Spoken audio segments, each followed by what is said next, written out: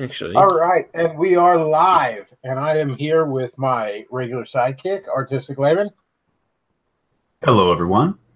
Matt Forney's joining us. IKEA is turning me into a soy boy. I swear to God, I want Swedish meatballs right now. Swedish meatballs in your mouth. And NC Clark, we were waiting on NC Clark. She will be joining us shortly. She's operating on Puerto Rican time, Puerto Rican people time. So she'll be with us when she can. Good luck. So there's a lot to talk about this week. But I think we need to start with the most important story. The official Cool Cat Twitter account, folks. You remember Cool Cat, don't you? You know, Cool Cat saves the kids. How could you not remember Cool Cat? He's the coolest cat around. Yeah, he sure is. And he had a tweet. Let me bring this up. This tweet was on February 25th at 9:40 a.m. for those of you playing at home. Cool Cat stops a school shooting, a school safety film. It's very real, and we're working on it right now. What a time to be alive. Cool Cat stops How's he going to school stop? shooting. How's he going to stop the cool school shooting? Is he just going to whine at the shooter? Actually, here's the thing. Cool Cat technically already stopped a school shooting in the first movie. You remember the little fat blonde kid with the gun? Can you imagine being this tone deaf? That you're like, this is a good idea. I heard somewhere that Vivica Fox is going to come back for the next Cool Cat movie. I don't know how she ended up in the first one, but she can't be that desperate for work. Well, Cool Cat, A school safety film. Is that like on the site? Daddy Derek has No, I black, just started it. Daddy Derek has blackmail Oh, where did material I on find Vivica A. this? Fox. That's the only explanation as to why she keeps doing this. Either that or the guy can lick his eyebrows and they're lovers.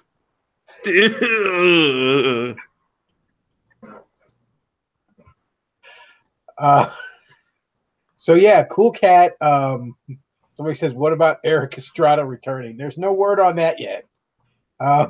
He might sober up long enough to realize what a fucking mistake that is.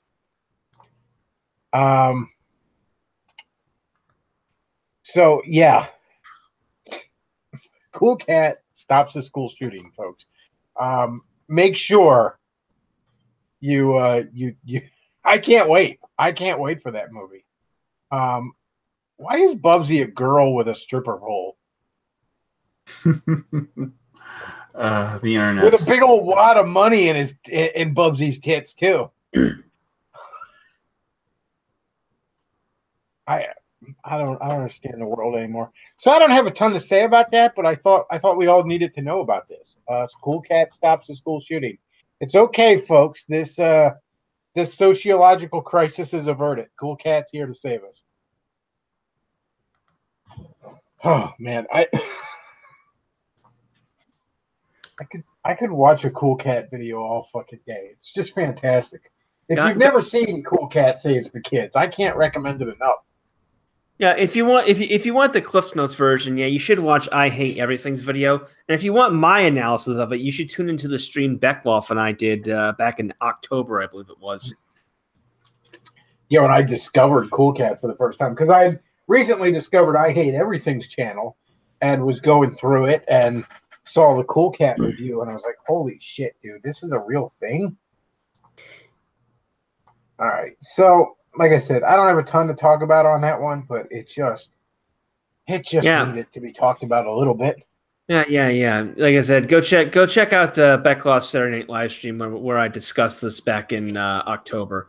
I forget what it's called, but like I said, it's back in October, and it begins with me saying Cool Cat did 9/11 because he did.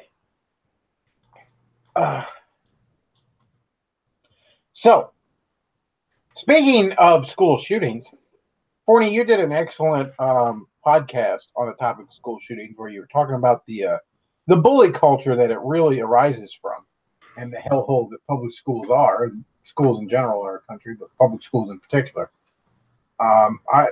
I think I talked about that. A lot of people have talked about this a lot before, but yeah, it's not getting talked about enough. That this, obviously with the gun control thing, a lot of the politicians push for it because, they wish to do things to you for which they should be rightfully shot. That's why they want you disarmed. But there's a lot of useful idiots that just, they see a problem, they want to fix it, they don't want to address the real problem because that's difficult. So, let's just take away the guns. It's similar to on the right, the knee-jerk reaction of let's blame Marilyn Manson or violent video games or gay shit like that. It's just this desire to make this problem go away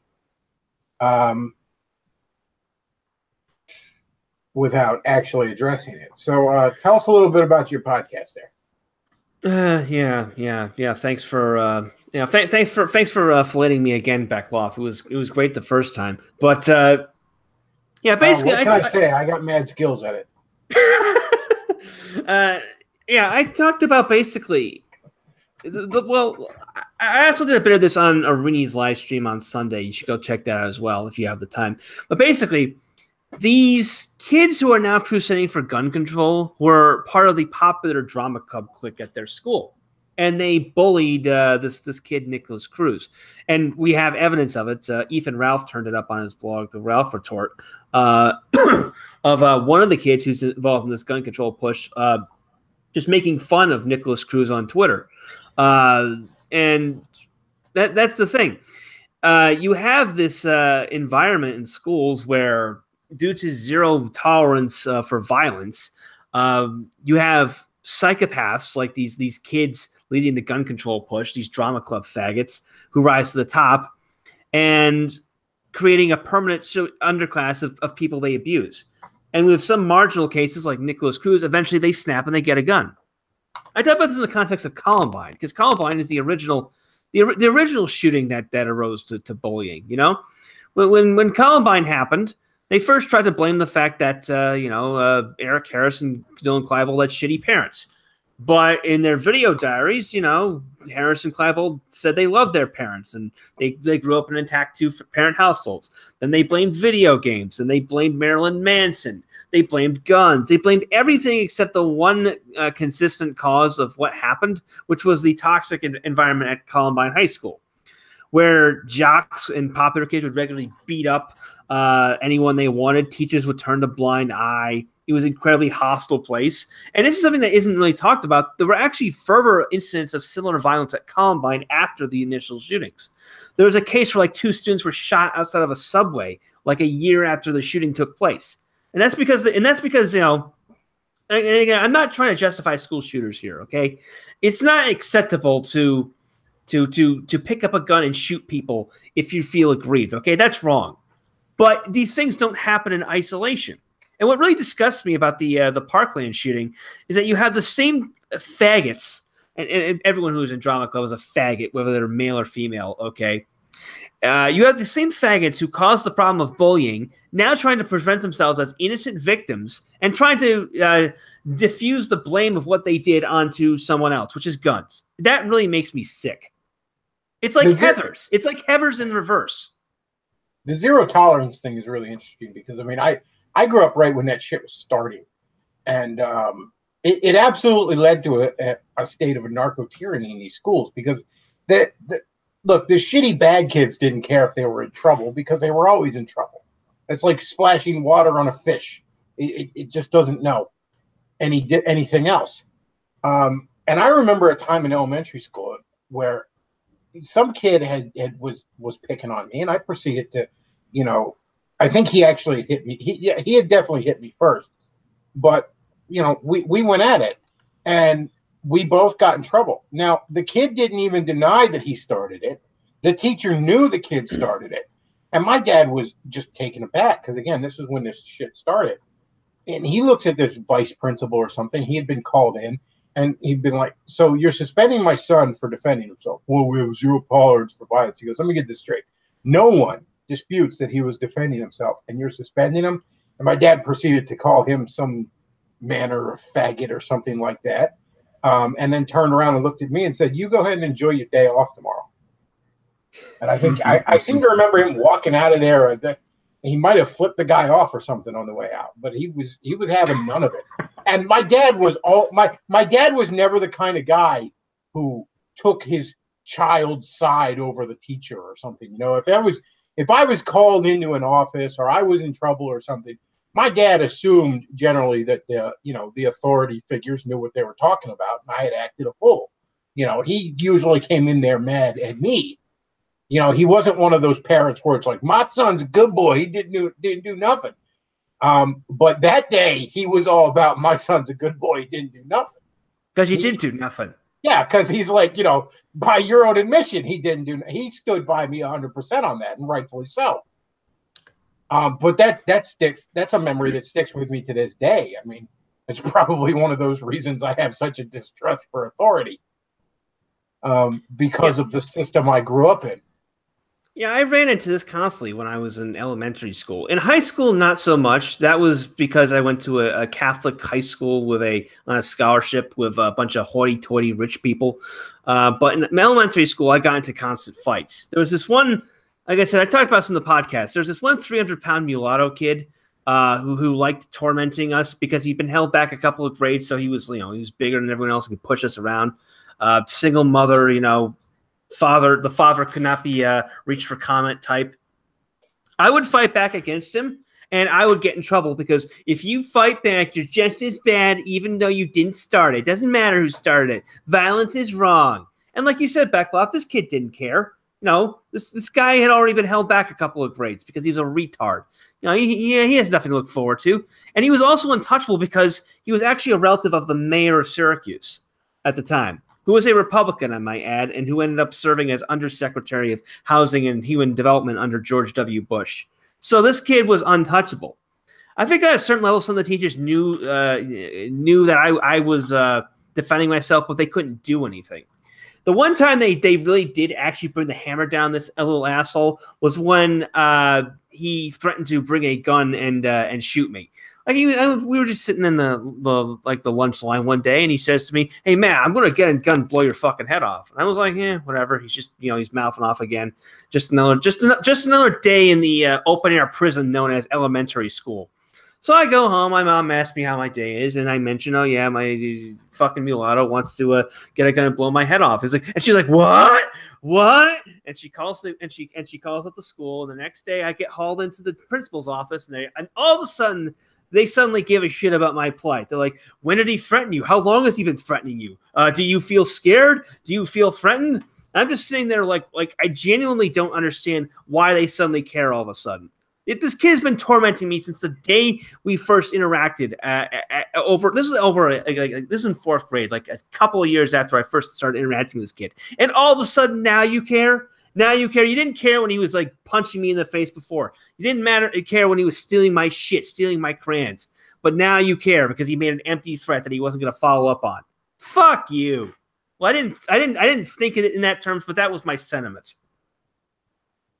Yeah, the public schools, they were, like I said, they were a disaster when I was in there, and I graduated like 15 years ago now. $2 Canadian super chat from Cornelius Rex says, "If you kill your enemies, they win." Fucking schools. And NC Clark's with us now. Good to hop in here, NC Clark. Glad to have you. Hey guys, how you do? I hear you guys are talking about the pew pews and how bad they are. Yes, gotta have some gun control. Because when you disarm, you don't. It's not like the government's going to do bad things. It's not like they disarmed in England and now the government throws you in jail for Facebook posts or a butter knife. Yeah, I mean you can trust the people in power. Just ask all those white farmers in South Africa.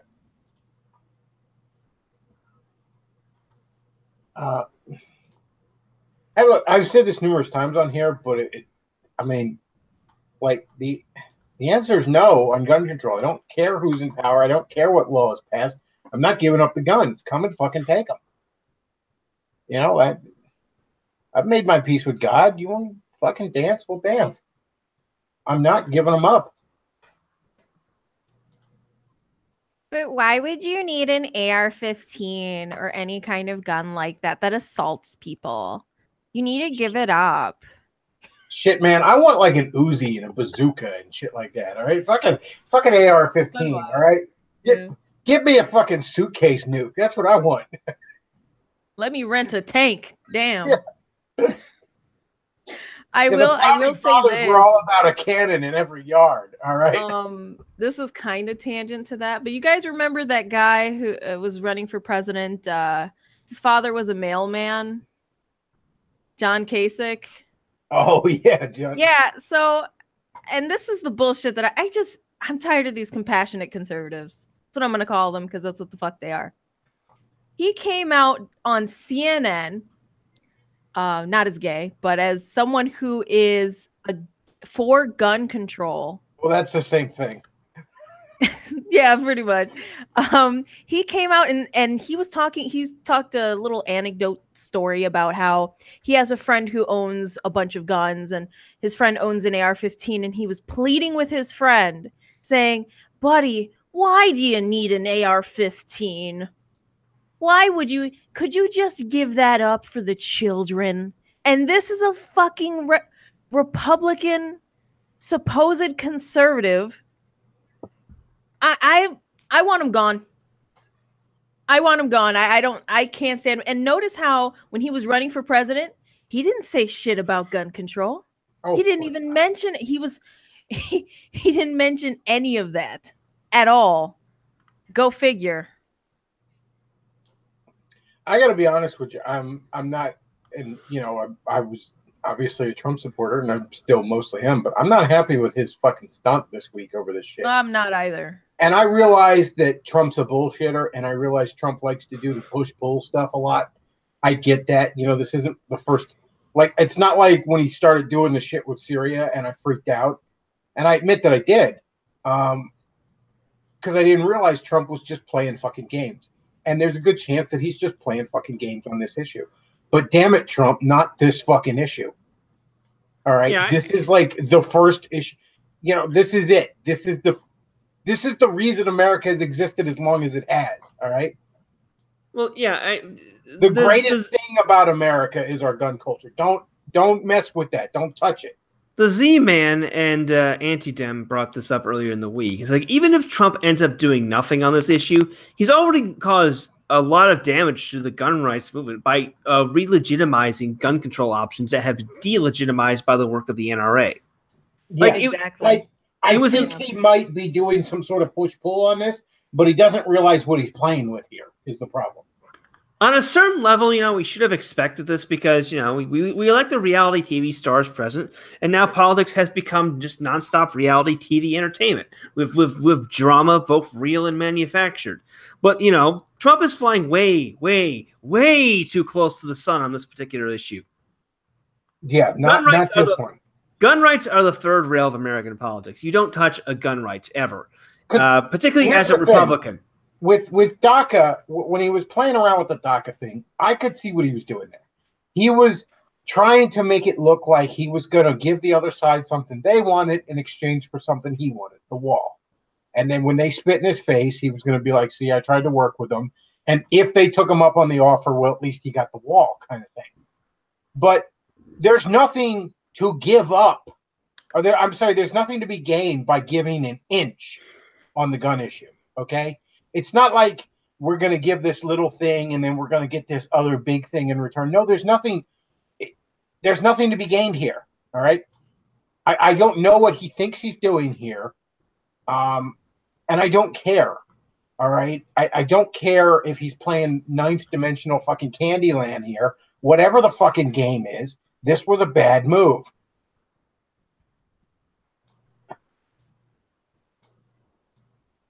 Like, yeah, you don't fucking touch the guns.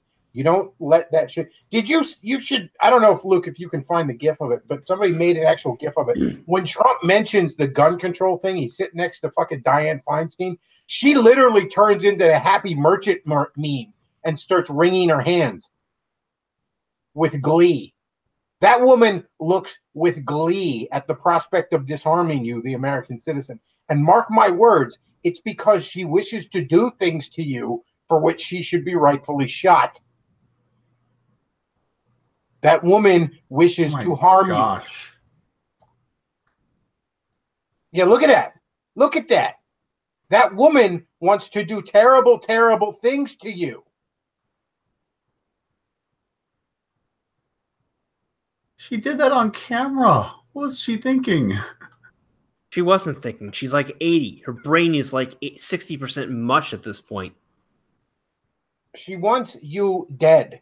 She wants you dead and your land taken and your future destroyed and your daughter raped by Muslims. That's what the fuck this woman wants. That's not an exaggeration. This woman is evil. And as this picture shows, she thinks it's funny. Yes. That is her imagining all the terrible things she wants to do to you. This is not I'm not joking here. This isn't hyperbole, all right? That is an evil woman who, you know, given what we've learned from Democrat emails, probably worships fucking Moloch, who wants to do terrible, terrible things to you.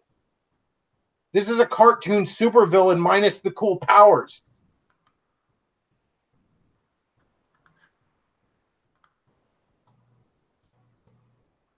You look at that. Look at that.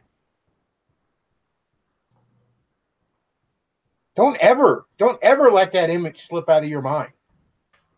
And if you don't own a gun, if you possibly have the fucking money, you need to own a gun. I actually, because I'm trying to scratch together a little bit of money for a project of mine. I'm not going to go into details, but I'm trying to better myself, and it involves taking some classes. So I'm trying to scratch together some money for that. And I thought about selling one or two of my guns. And because it might really solve that money issue. But and right now's the time to sell a gun. I can tell you that much. It's a fucking seller's market. But I don't know if I can part with a single one in this climate. A lot of me, the back of my mind saying, you don't have enough guns. Yeah, you need guns, you need cryptocurrency, and you need canned food. You also need land, lots and lots and lots of land, preferably with space to grow vegetables and lots of bunny rabbits to shoot. Look at that woman. Look. Trump had said something like, because it was some other bill they were saying, and Trump was saying maybe we could put this one gun control measure that Feinstein had come up with in the bill, and that was her reaction when he said that. Never. Don't look at that. Let that little loop of footage be seared into your brain. The fact that we have guns in this country is the single greatest thing about this country is our gun culture. Over in England, they gave up their guns and they throw you in fucking jail for a mean tweet. I don't know if they have guns. Yeah, I don't know if they have any kind of Second Amendment equivalent in South Africa, but I doubt it because right now the whites are being systematically exterminated, expunged from their lands, from the very country they built. It's worth pointing out that other countries are actually going in the opposite direction on the gun control issue. The Czech Republic recently liberalized their gun laws to allow greater ownership of handguns and whatnot. And just prior to this is a couple years ago, before King Trudeau got into power in Canada, the Canadians got rid of their long gun registry.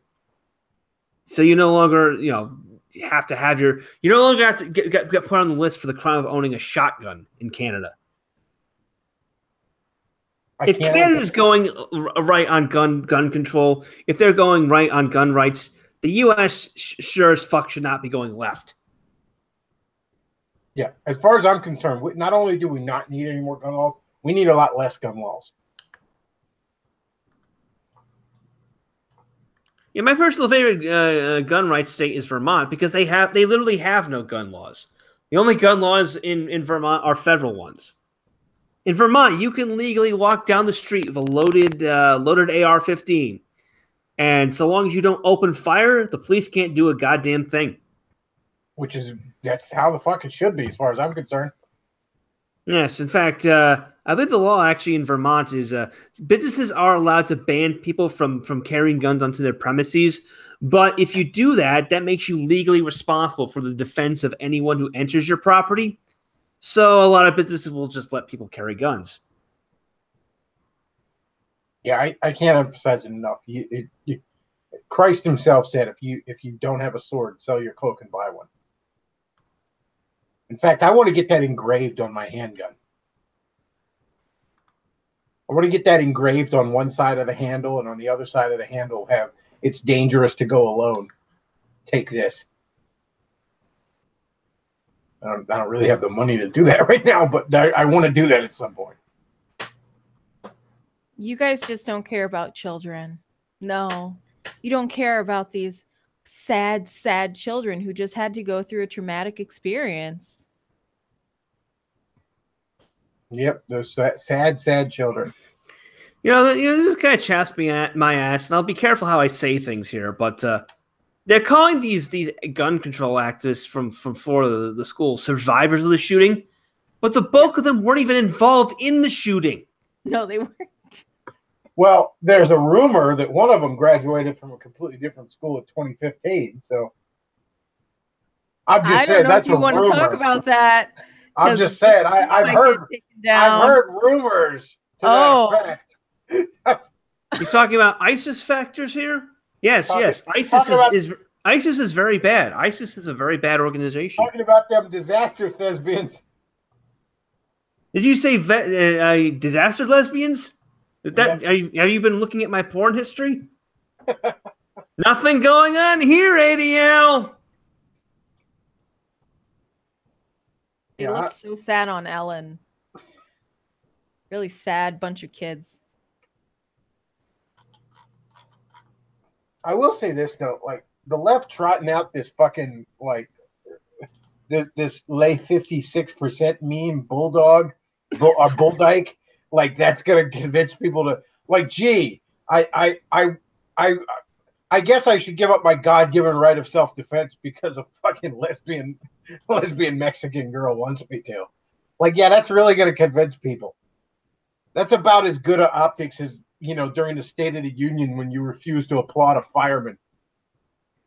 Good going there, leftist. Oh, you want to hear some Glenn Beck news? Because I know you guys love Glenn Beck here. Oh, I'm a big fan of Glenn Beck. You're a big fan, right? We're all big fans here of the Cheeto King. This man, I don't know if you can detest a man. I don't know if man is the correct term, but yes, male. I believe. Piece of shit boss. I would hate to be his boss. Now, Glenn Beck went on CNN a couple of days ago to talk about how he's compassionate and how he cares, and other outlets who are libertarian like Alex Jones, they should be taken off of YouTube. That he has no sympathy for them because they've been spreading around conspiracy theories, right? Okay. Mm-hmm. He's on CNN. CNN hosted a town hall with Dana, what is her name? Lash? I'm not sure how you pronounce it. I only Wait. Glenn Beck is the guy who literally believes that Mitt Romney was the prophecy guy in the Book of Mormon who would restore the Constitution. And he's accusing Alex Jones of propagating conspiracy theories? Yes, anyone balls on this guy. Let's not forget that Glenn Beck made his biggest name for himself being on Fox News, ripping off Alex Jones's shtick. I didn't make that part up, by the way. That's what Mormons actually believe. They believe that it's called the White Horse Prophecy, that a Mormon would be destined to take over the United States and rule as president when the Constitution was hanging by a silk fiber. This was decreed by Joseph Smith right before he was lynched in Illinois in 1843 for stealing other men's wives. It's almost as if Mormonism is a whole lot of shit. I didn't make that part up either about the Joseph Smith being lynched by a bunch of cuckolds. That actually happened. It's pretty interesting that South Park was able to completely destroy Mormonism's credibility one time merely by going through what Mormonism actually is. Like they kept having the disclaimer in that episode. This is actually what Mormonism is. I think they did that with Scientology, not Mormonism. No, they did it with Mormonism first. They did Oh, really? Scientology. Oh yeah, dum dum dum dum dum. Yeah. So Glenn Beck is on there, and I'm sitting there and I'm thinking to myself, so Dana Lash was on there, and she was called a murderer by hecklers in CNN, and CNN doesn't do shit, obviously, because they believe you're actually a murderer if you stand up for your Second Amendment right. This is how it is. Because they care, and we obviously don't. He has the gall to be up there and talk shit about InfoWars and be all buddy-buddy with CNN after they did this to a former employee of his. Isn't that interesting? It's almost as if he wants a deal with CNN. Oh, desperately. The blaze is in flames, and no one wants to go over there for anything. He was buddying up to Mark Zuckerberg a while back, trying to basically be the approved conservative voice allowed on Facebook. It's very interesting how Glenn Beck would attack Trump during the election for being quote unquote too liberal, and then would never miss an opportunity to kiss the ass of somebody like Mark Zuckerberg or Anderson Cooper. He had an interview with Anderson Cooper during the election cycle that, I mean, God, Beck is such a faggot. You could cut the sexual tension with a knife in that fucking interview. And also, let's never forget the time that Glenn Beck was interviewing Sarah Palin and decided to bring out his Hello Kitty diary and read to her. That is archived on the internet. You can actually. That is a thing that happened. If you actually the Hello Kitty part. If you search Glenn Beck's Sarah Palin diary, it's like the first hit on Google. Yeah, he's interviewing her. Now, don't get me wrong. Everyone had really embarrassing interviews with Sarah Palin. Like, Sean Hannity had an interview with her where I thought he was going to lean over and kiss her. But Bex takes the cake because he's all like, I want to read you something from my journal. And he talks about how he was praying for Sarah Palin and weeping last night or something. And she is just visibly uncomfortable by this display, as is the audience.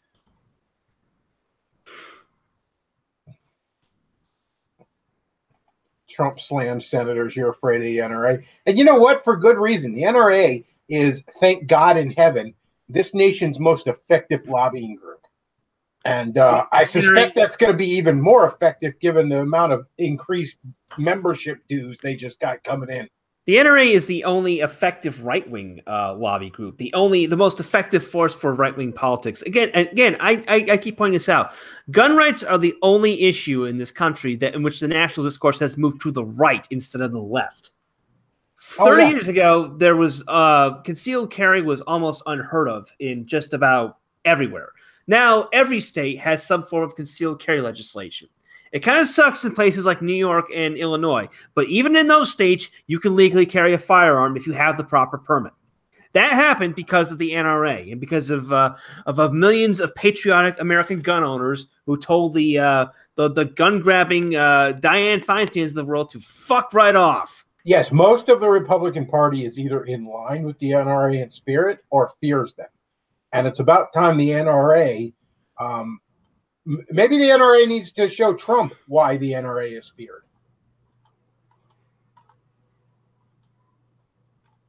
By the way, some good news, actually. The Georgia legislature, after Delta chose to cut their ties with the NRA, the Georgia legislature rescinded a $50 billion tax cut that Delta was going to get. Nice. Well, maybe not billion. It was something ridiculous like that. But yeah, good. The Republicans are finally starting to get it. Okay, free market capitalism is completely illusory right now because the corporations have been co-opted by the left. Yes, and if the corporations are going to push leftist policies, then the government should punish them for it. A big reason I believe the corporations have moved so leftward is that they know that when leftists are in power, leftists will punish corporations that don't fall in line. When right-wingers are in power, they tend not to do that. So what needs to change here is right-wingers need to just come to grips with the fact that they will need to use their power when they have it to punish their political enemies. It's unfortunate that that's where we are. I realize us God-fearing K-types prefer to be more magnanimous than that, but that's just not an option right now with these people. Yes, beautiful. You want a model of how that can be done? Right here in Hungary, when Fidesz and Viktor Orban took power in 2010, they just didn't sit around and be like, "Oh, it's a free market, oh, whatever." No, they went around and systematically dismantled all the corporations and NGOs that were pushing leftism here, to the point where there aren't any left. And the NGOs have to flee to Austria and whine about how Hungary's a dictatorship, communism's coming back. Yeah, fuck off. No one wants you here. Go away. Yeah. Like I said, now, in many cases, these companies push this shit because the people in charge are shithead leftists. In many cases, though, they push it because they fear the left and they don't fear the right.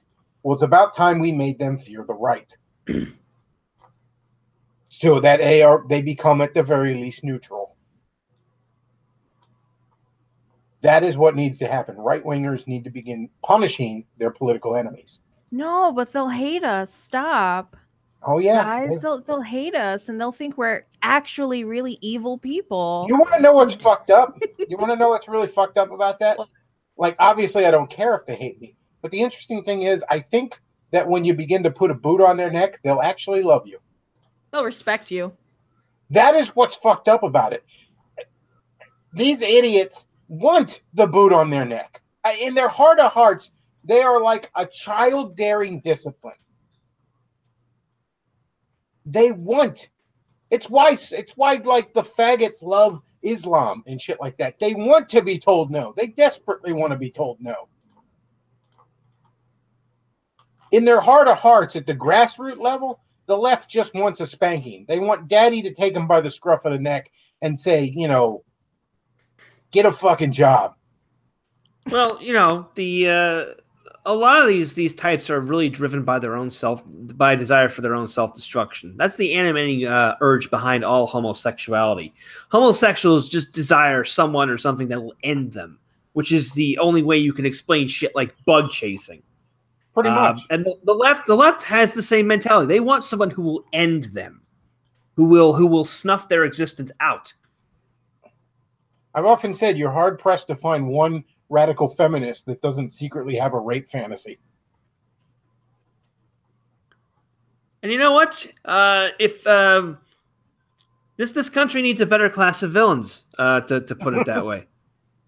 If they're gonna demonize us, we might as well be the demons. Yeah, you can only call somebody a Nazi for so long until that becomes a self-fulfilling prophecy. Yeah, I got my boots right here. I don't got a neck to go with them, but I would love to have some necks. And again, I get that doesn't come naturally to us. We are K-types. We prefer to be magnanimous, and I prefer that too. But we don't live in should land. What I prefer isn't always what is.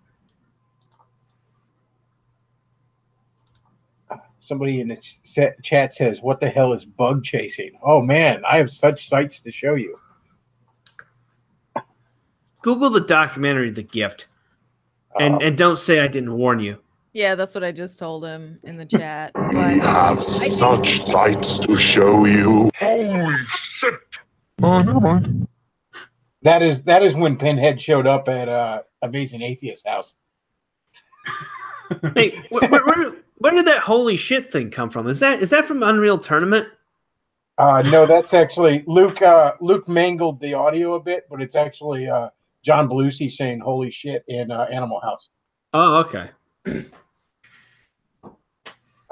That would also be an appropriate clip in that context. The Unreal Tournament. Holy shit! I will say this for conservatives moving forward: don't be nice.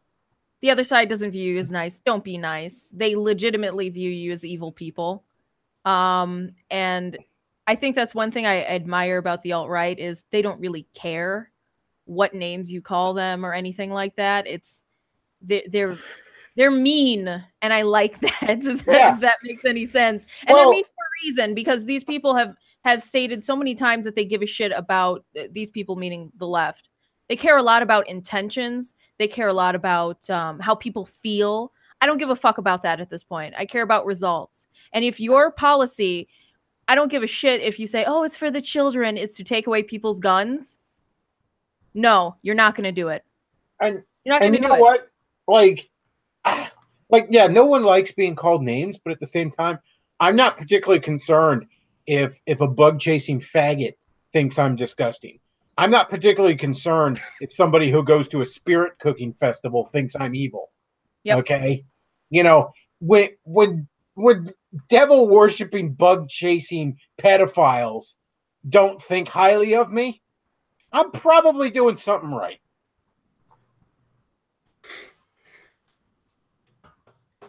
And Glenn Beck is a good example of this. Remember when he was talking about immigration and those kids from El Salvador came up during the Obama administration? And he was like, we have to just help the children.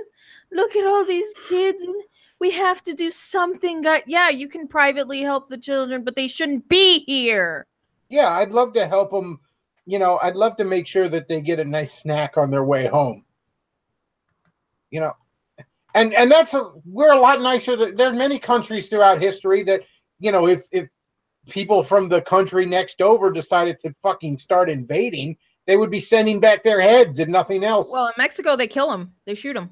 Yeah. So, you know, I mean, that's my proposal for the immigration problem is you just send back their heads. And then that shit'll stop in a hurry. But most people aren't quite as far right as I am on the issue. I mean, it's already tough to get any conservative or Republican to say, yeah, no more immigration at all. Yeah, enough's enough. Fuck them. Yep. Oh, we got to take in the refugees. What about the white people being exterminated in South Africa? Should we take those refugees in? Oh, no, the left seems quiet on that. Well, you know, they had to, you know, they deserved it because they had like white privilege and all, and they're racist. Oh. Wait, we lost Luke there. There we go. Okay. All right. It's worth reminding we're the only country that is dumb enough to have this loose of an immigration policy. Let me give you an example. I'm considering going to Belarus this summer to enroll in a Russian language study program at Minsk University. Well, in order to do that, I need to get a student visa. But before I can get a student visa, I have to get a letter of invitation from the university itself. And in order to get that letter of invitation, I have to get a notarized translation of my passport into Russian. And I need to find that a service somewhere in Budapest or somewhere within this general area that can do that for me in person. It's like an RPG quest. And you know what? I'm not complaining because you know what? Belarus has the right to impose whatever restrictions they want on people like me to keep the riffraff out. You know, we don't do anything like that. We're like, yeah, the world come in. You know, unless you're a white South African. You know, then fuck off. Every nation and every sovereign nation in the world has the right to determine who may or may not enter it. You know, if I want to move to if I want to move to a country, if I want to live there permanently, if I want to apply for citizenship at some other foreign country, every other foreign country has the right to tell me to pound sand on any or all of those requests. I don't have any inherent God-given right to enter France or Brazil or Israel or Japan or Russia or any other fucking nation any more than I have the God-given right to enter my neighbor's fucking house. This bullshit of and you hear this from faggy leftist libertarians too, where it's like, well, people should just be able to come and go as they please. Yeah, I guess, and maybe one day we should all beat our swords into plowshares, but we don't live in fucking should land, okay? Yeah, I mean, actually, here's another thing I have to actually get in order to get a student visa and enroll in this program. I have to actually buy health insurance, which doesn't bother me because, you know, to some people that's like, it's unfair. I have to buy health insurance. Yeah, but what if you get hit by a truck while you're in Minsk, and their state-run health hospital system has to resuscitate your dumb ass? Yep. There's a couple other topics I want to talk about, but before I do, I want to go ahead and do the sponsors before I forget. So the first sponsor is Steve's Jerky. So I'm not going to read the ad copy because I'm just too lazy to bring it up. But it's good jerky. This guy, he's he's a Cajun from Louisiana, and damn good stuff. Like, look, I'm really picky on jerky. It's hard to find good jerky because you either get the really, really dry stuff or stuff that's just greasy, and they think that no, you want that really sweet spot where it's dry. It's a little dry, but it's not too dry. You want that really sweet spot that only good jerky is. And again, this is a guy from Louisiana, so he's obviously going to be good with the spices. You go to Steve's Jerky or Facebook.com/Steve's Jerky and check it out. Just like you'd support local businesses, support the businesses that support the alternative media you enjoy. So check it out. And I've had callers in. I have not gotten any of Steve's Jerky yet. I've been meaning to. I might even let him pay for an ad with some product. I need to find out if he ships internationally because I've had callers jerky too. I've had callers be like, "Oh, it's great stuff." So, actual fans have gotten this product and been quite happy with it. So do check out Steve's Jerky. Also, sponsored tonight, we have a returning sponsor, Button Naked, where you can get you some shitlord/geek products such as buttons and a lot of car like window decal, like vinyl stuff and all. A lot of good stuff there. He's actually got a Ugandan Knuckles decal you can get for your car, all sorts of stuff like that. And this week, you can, or not just this week, this month, you can use the code NRA discount for 20% off your order. That's one word, NRA discount. One word, 20% off your order. So yeah, check out Button Naked. Good stuff there. I've gotten some really cool stuff there over the years. It's been a couple years now, I guess, since I discovered them. One of my favorite is I got a little button that has Donkey Kong on it, and it says Ape Culture. Because anytime I go to like a con, like a game con or a comic book con or something like that, you got to have a backpack with you because you're going to buy shit probably, and you don't want to just carry it around in bags. And it's nice to have a few buttons on your backpack and shit like that. But yeah, car decals, buttons, stuff like that. Lots of great stuff there. Like I said, use the code NRA discount, all one word. I believe you have to capitalize it. I'm not sure. He capitalized it. I don't know. But use the discount at checkout and get 20% off your order. So good stuff there. And also, if you enjoy the show, you can check out down below where there's the PayPal where you can make a one-time donation. And there's also the Patreon where you can become a regular supporter. And there is the Amazon wish list where you can buy some stuff that's on the wish list. And I'm so lazy. I've been meaning to get the cryptocurrency wallet done up. I'm going to do that so that if you want to donate in Bitcoin or something along those lines, you can. I'm going to get that. They're waiting for you to get them some so they can give you some DSP coin. Yeah, some DSPs. I need some Dogecoin. Yeah, I just added somebody told me the Weird Science TV show was on DVD, so I added that recently. But yeah, bunch of dorky shit you can get me and political shit and all on there. All kinds of ways to support the show. I actually held off on doing the Amazon wish list for a while because I don't know, it just seemed like some cam girl shit. But I've had it really did to me. But I've seen everybody else doing it, and I've had people say you should go ahead and do it. And I thought, you know what? If I'm asking people to support the show, I should have as many means or as many ways to do it as possible. As well as ways to build wealth with like cryptocurrency. Because if you give Bechtloff $10 worth of Bitcoin today, that $10 could be worth about $100 or $1,000 in about a year's time. Yes. Consider it an investment in the future of the show. And obviously, there's also the super chats. We had a super chat already. That's another way to support the show. I went ahead and hooked up the AdSense. In short, like I've said before, that it behooves you to support the alternative media you enjoy. It really does. Whether that's me or some gaming channel or Alex Jones or fucking Right Stuff or whatever the hell it is. support them. But at the same time, it's on me to make that as convenient as possible for you to do if I expect you to do it. So that's why I'm trying to get as many different avenues there as I can. All right, so yeah, got the ads. Moving on. I saw a really interesting one of these little internet blood sports things earlier today. Oh, Pastor Tom wants to hop in. I'll let him in. But anyways,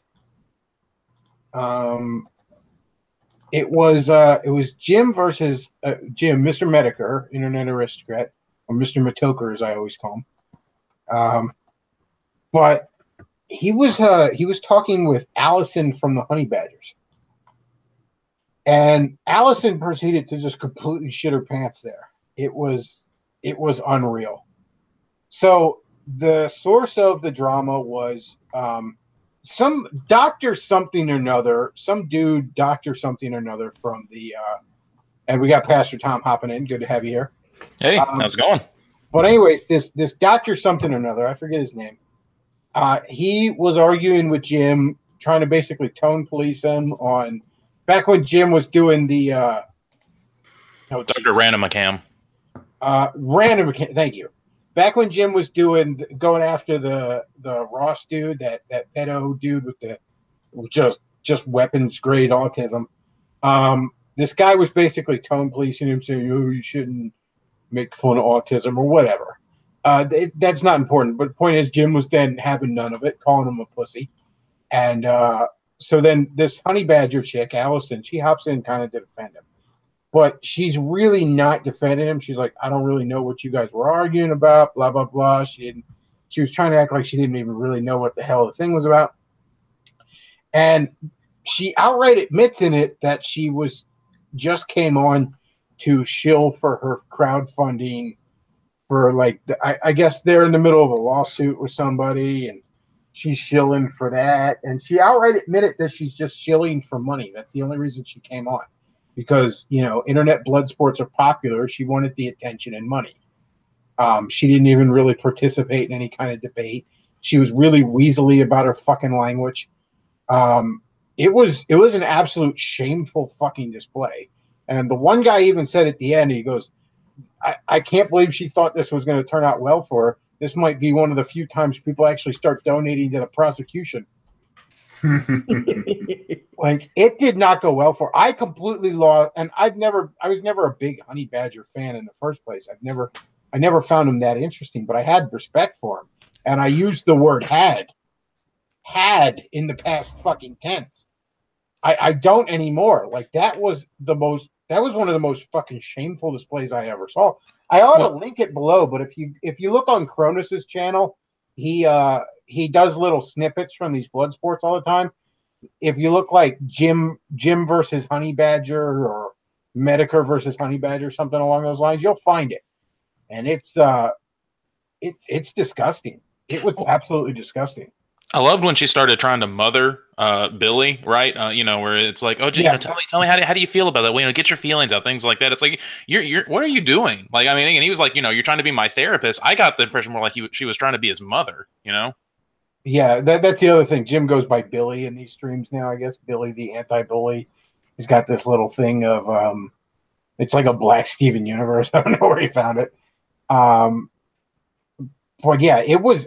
I just caught it today, just on a whim. YouTube recommended it to me, and I was like, "Oh, what's he fighting with a Honey Badger for?" And it was shameful. I don't know how else to put it. Shameful display. My terrible fucking Asian accent. Well, I haven't listened to this particular blood sports because you told me about it 5 minutes before we went on air. But I remember Allison Tiemann from when she used to write as Typhon Blue over at drumroll please, A Voice for Men. Yeah, the female writer over to Voice for Men. That's she wasn't the only one. That's where Karen Strahan got her start too, as well as a bunch of others.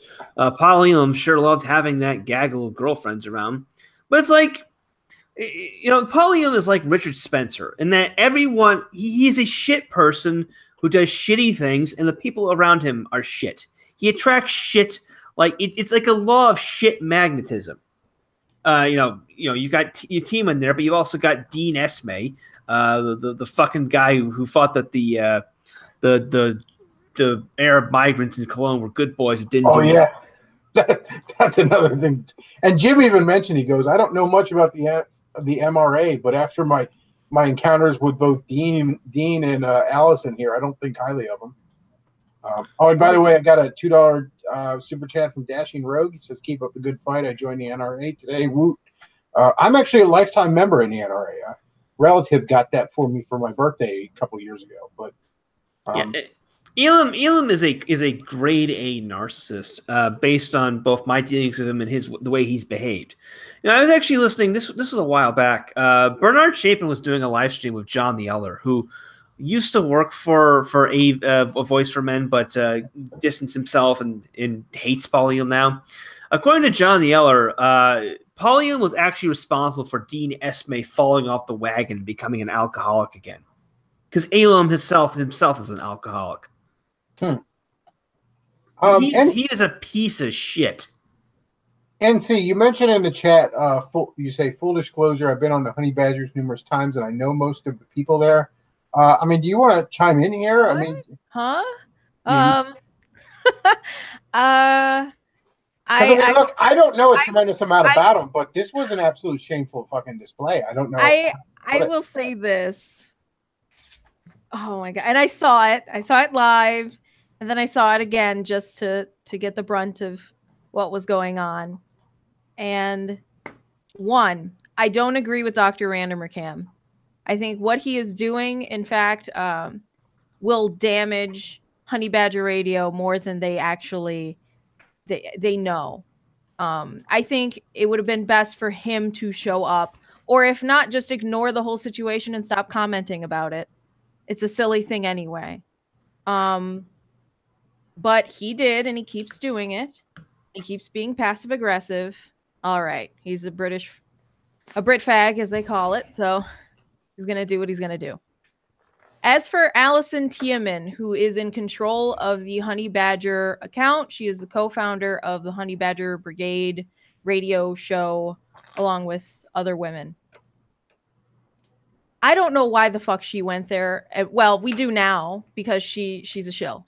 And she openly admits on the show, on even her shows, that she shills. That's her main job on the Hangouts, is to shill. Now, you would think that, and a lot of people think, oh well, she knew about the drama. There's no way she couldn't have known, because she said so on Twitter. I don't believe that she did know, because every time they're not as close knit as you would think that they are. They just basically leave, and they're. Her and Dr. Randomercam are close, but not on this specific issue in the internet. They're not going to talk about shit like this. This is kind of petty shit. So I don't believe that she even knew anything about it, other than she said her Patreons contacted her and said Medicare was saying, hey, he's mentioning the show. He's mentioning Honey Badger Radio. So what she tried to do is to try to get him on so they can have him as a means to gain more popularity, because subscribers have been weaning. Not a lot of people are liking their stuff and that kind of shit. So she's in charge of shilling. And so that's what she did. I'm not surprised by it at all. I'm more surprised that she would use that forum in particular to go and say that, because that's not the best place for her to shill. Look, I understand. You gotta do the hustle. You got to do the song and dance. Look, I just went through an advertiser thing, and I just went through saying, "Hey, here's my Patreon. Support my Patreon. This is your show. Give mammons." And look.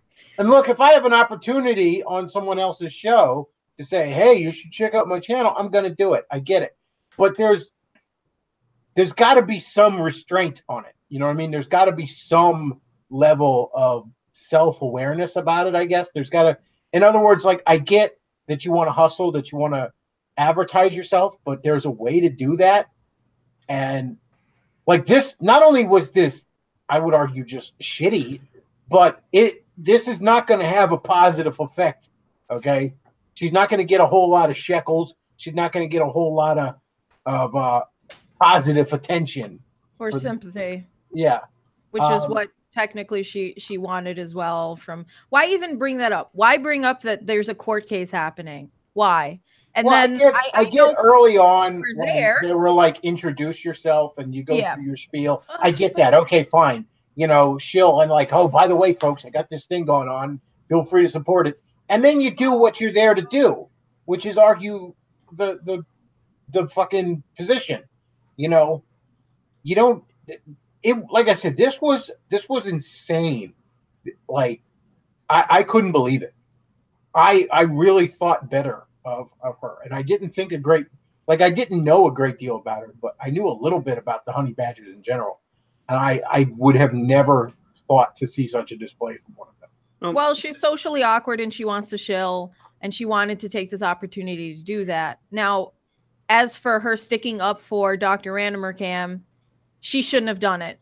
Why? Because he should man up and fucking go on the show if he really has something to say. Go. It's that simple. But we're dealing with people who are Reddit type people. If that makes any sense, they're in that realm and they don't understand what banter actually is. And they don't understand like this kind of a thing. They don't get it. They don't get shit talk. So I'm not fellow kids.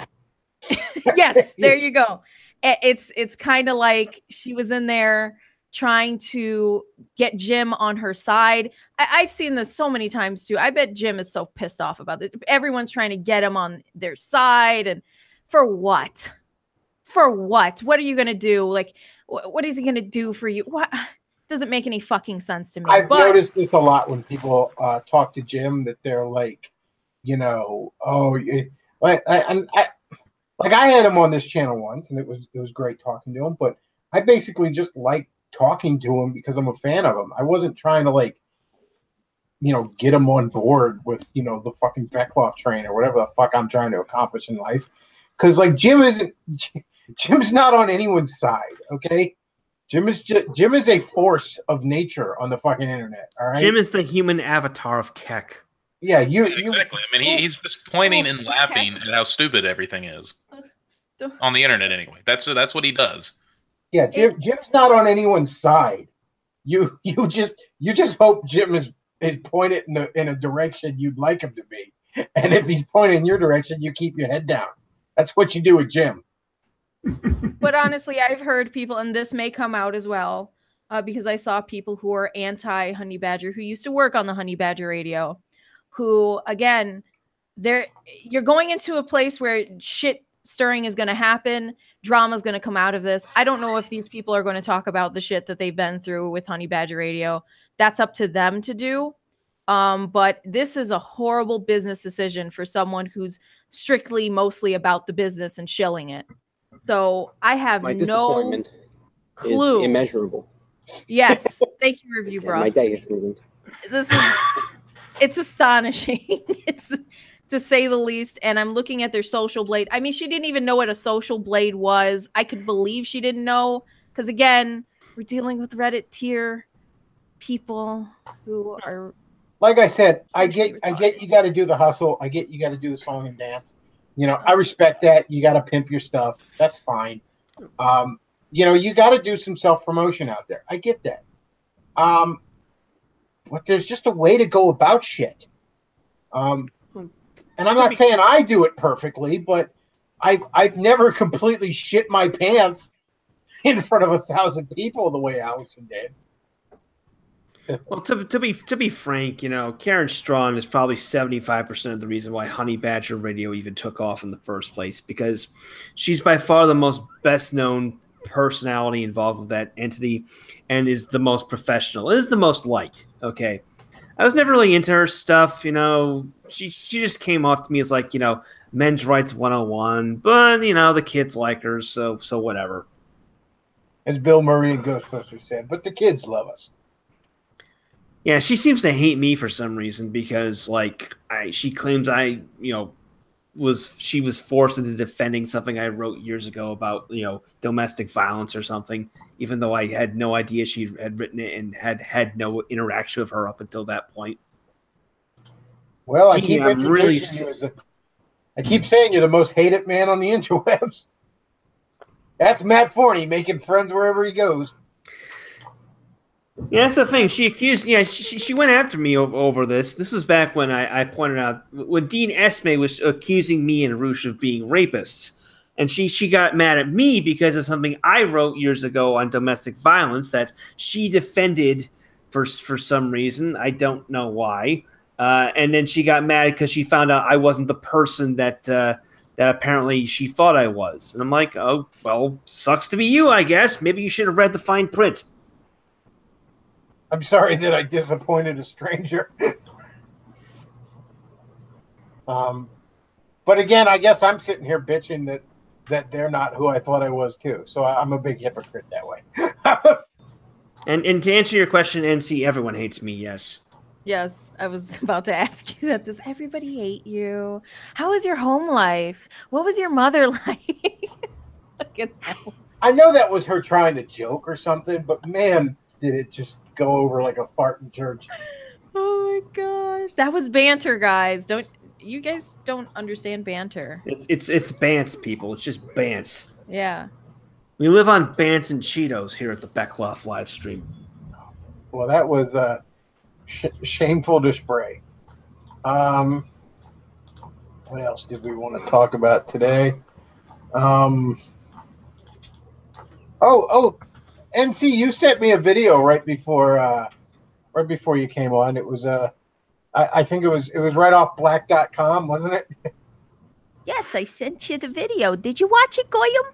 Okay, so there's a few of these I've seen passed around, and no, it's not really off black.com. That's obviously a joke. No, it's from black.com's sister site, alt-right.com. I'm not a Bernie supporter, so I don't go to black.com. But yeah, it's one of these videos of the that's right black Israelite guys getting some white fucking liberal to kiss their feet. And there's apparently a bunch of these fucking getting passed around YouTube. Because I've seen like 3 of them. And I'm not exactly looking for them. Like, people are just showing, like, have you seen this? I don't know if you could throw it in the chat. Maybe Luke could bring it up. But yeah, it's, you gotta love the black Israelites. So they're out there shouting their "We was Kangs" bullshit in the street. And you get one of these fucking white liberals who go up occasionally and kiss their feet to apologize for, I don't know, slavery or something. And then the black Israelites just smack him on the back of the head with the butt of their guns. I really hope they do. That's right. That's right. I mean, you that's actually are mentioned on the SBC website.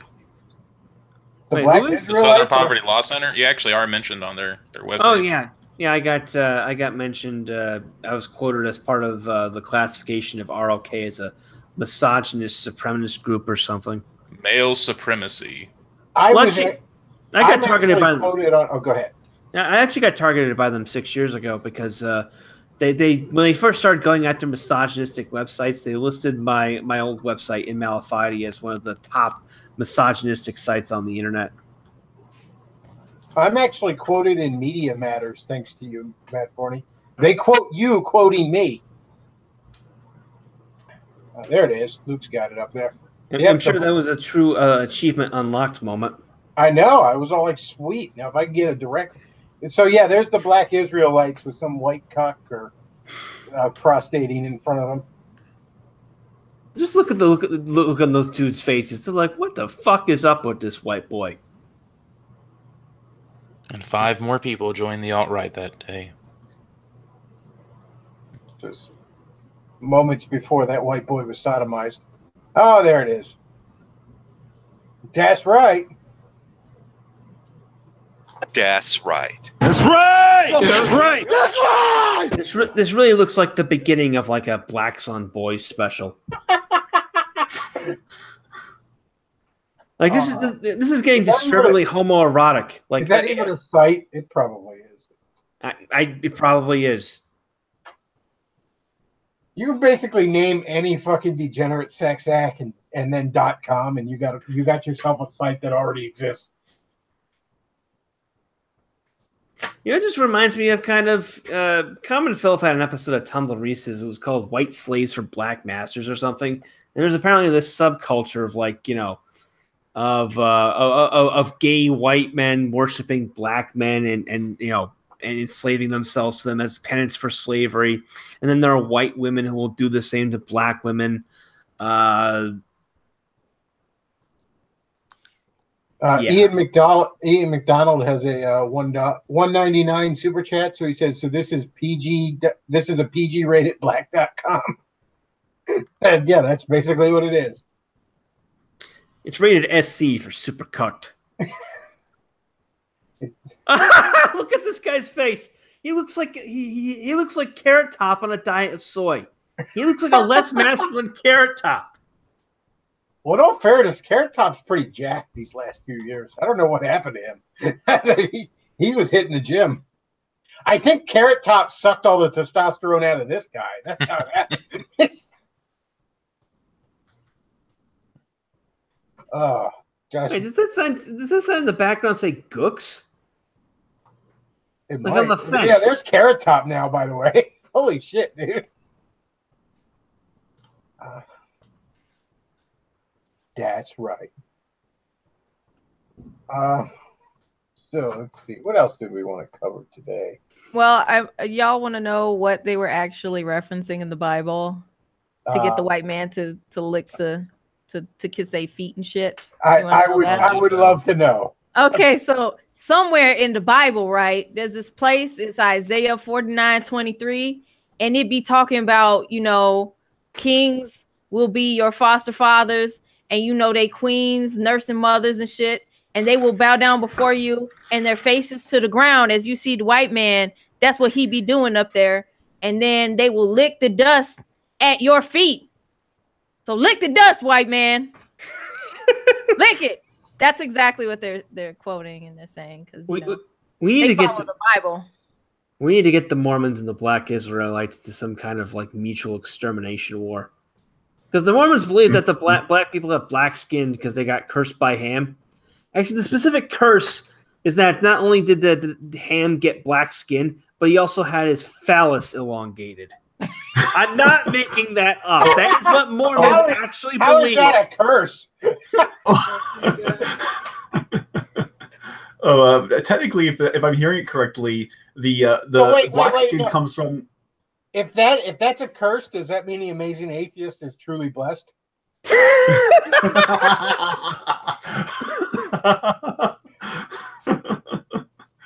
Technically, the black skin comes from being neutral in the Great Cosmic War, and the dark skin is for the Indians who were rebellious against the white earlier Israelites that came to America.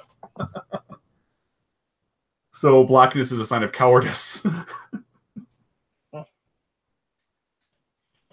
Well, that's right. So I forget who it was that mentioned it. I think it was you, Forney, but apparently InfoWars got kicked off YouTube today. Not quite. They had Alex Jones put this video up a few hours ago. They got a third strike on their YouTube account, which means they can't upload any new content. I'm sure they would have been deleted outright, but there's been enough of a stink from people like Matt Drudge that YouTube has held back for the moment. And of course, early in the week there was Sargon of Akkad being permanently locked out of his Gmail account. Shit's getting real, man. Yeah. Wait, I have to interrupt you. Because this fucking pissed me off. So Sargon of Akkad posted in the beginning that everybody has seen it, that he was locked out of his account, correct? From Google, his little Gmail thing. And if you're locked out of that, then that implies that you're locked out of basically anything else that Google touches. Yes. Yeah. Well, it turns out he had made another statement.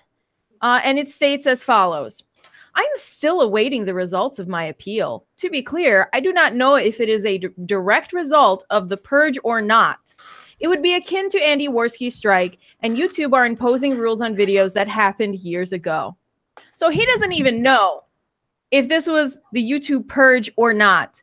But in his previous statement that everybody keeps trouncing around, that keeps showing up as evidence of the purge, he states here, without warning, Google have suspended my account, which prevents me from logging into my YouTube accounts. My YouTube channel had 0 strikes. The purge is here. So is the purge here or no? It's almost as if you're saying Sargon might not be the most trustworthy guy in the world. Oh, almost. I'm going to say that right now. He is a dumbass. He is. To do this and then have everybody. This is why I don't go to bat for these fucking YouTubers. I swear. They say one thing. They have no fucking clue if it actually is that thing or not. And they just, everybody has to, believe it. Well, because, the purge is actually here. And he had no strikes on his channel. He's saying the purge is here. No, I'm not going to fall for that bullshit. No, I'm never going to bat for fucking Sargon. All right. You know that, what's that poem? First they came for this guy and I did nothing. Yep. Well, no, while they're coming for Sargon, I'm going to prepare myself, but I'm not helping him. Yeah, first they came for Sargon and I did nothing because he was first they came for Sargon and I just used him as a meat shield. That's my fucking poem. Yours is better. It's like I just said, first they came for Sargon and I did nothing because he's a faggot. Look, my policy is I don't go to bat for people who don't toss me a ball. He didn't toss me shit. That's piss poor evidence of anything. And then for him to say that afterward, that, well, I don't really know. I don't really know, guys, if it's actually purge. That's bullshit. At this point, he's just going to admit he forgot his password. Yeah. Yeah, that's basically, if he forgot his password, well, I can't log in, guys. Something's wrong. Google is targeting me. Well, the thing is with all these, these super popular people, they're acting like they're the first people to get purged, even though this has been happening for about 2 years now. I mean, I got fucking banned from I was one of the earliest targets. I got banned from my original Twitter account in December 2015. I got banned permanently from Twitter a year later. I've had my Google has fucked with my site's search results, causing my traffic and income to decline. People of others, have suffered far worse, infractions already. And yet, Alex Jones and Sargon are acting like they're the first victims of this. And I have to say, bullshit, okay? You didn't care enough to support smaller content creators when they were being targeted. And now you expect us to feel sympathy for you? Fuck off, okay? You had plenty of time to prepare. You had plenty of time to get set up on alternative platforms like Gab and BitChute. You had the money to do it. You had the money to pay someone to do all this grunt work for you. And now you're acting like you've been caught with your pants down and you don't like it.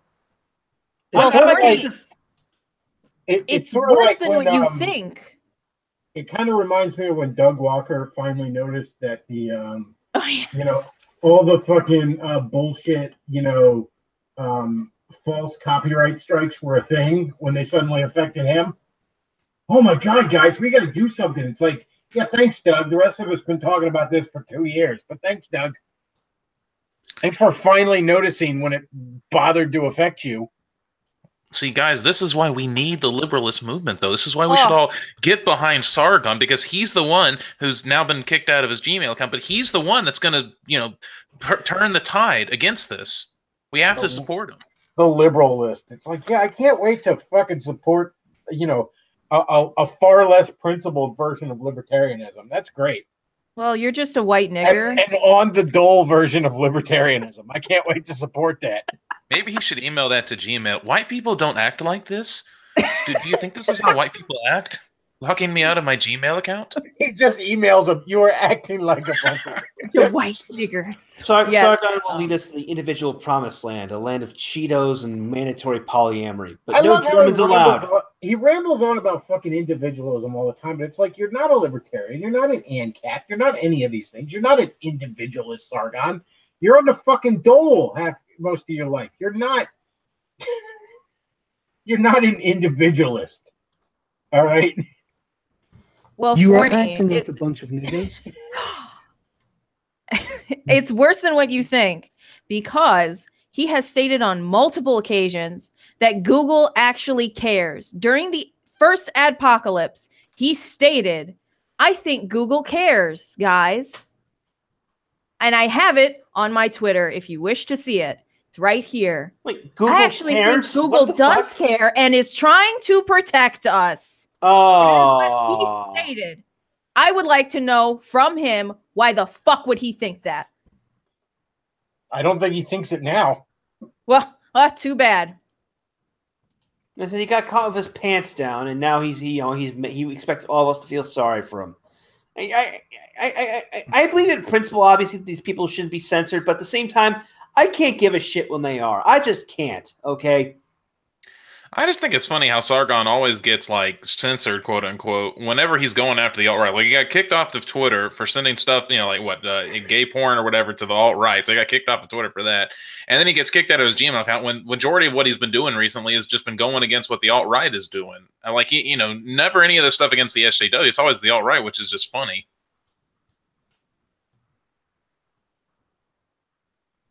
I guess only to me. I'm sorry. It looks like everyone's out. But he got As I put it to Sargon is the only straight man in the history of the world to fall for a gay entrapment scheme twice. Pardon me. Yeah, I was changing my mic there because people in the chat were complaining that I was using a laptop mic and I guess that wasn't cutting it. People in the chat were complaining, so I went and plugged in the other one. But yes, Tom, you're dead right. It's funny that, the alt-right's so evil, and as soon as, while he's punching right, he's getting fucked by the left. Yeah, Sargon's always had a relationship to the left like a battered housewife to an abusive husband. The guy basically would just can't. He has this emotional attachment to the left that he just can't get over, and he keeps talking about trying to reclaim. But we're going to reclaim the left from the regressive left and all this bullshit. You can't reclaim it. Okay, this distinction between there is no distinction between the progressive and the regressive left. It means nothing. Okay, it's like people who are like, oh, I don't like third wave feminism, but second wave feminism is all right. It's like I don't, your Jordan Peterson or Christina Hoff Sommers type. Second wave feminism led to third wave feminism. You cannot separate them. Yeah, they're just further down the road. Yeah. You cannot. When you invite degeneracy into your life, into your soul, it corrupts everything. You can't just arbitrarily get to like 50% degeneracy. Like, okay, that's enough. Let's hold it here. Nah. The dam breaks. Yeah, ideas have consequences, and I mean, what progressive liberalism is, or regressives, that's the natural extension. That's the logical conclusion of where Sargon was. 10 years ago. It's just like I said, they're just going further down than he did. Yeah, same thing. There's no going back with it. Yeah, the same, like the liberalism that Jordan Peterson espouses. It's the liberalism he had when he was like in his 20s. You get these boomer types like Sommers and Peterson who basically just want to recreate the social environment of their youth because they think it's normal, when in fact it was very abnormal. Actually, let me see if I can find this. A friend of mine sent me this to me. Like, there was a Christina Hoff Sommers had some tweet where it was like, where the guest was like, hey kids, at least my generation, we had sex and rock and roll and whatnot. You should rebel. And I'm like, that's right. You should rebel, Goy. You should rebel.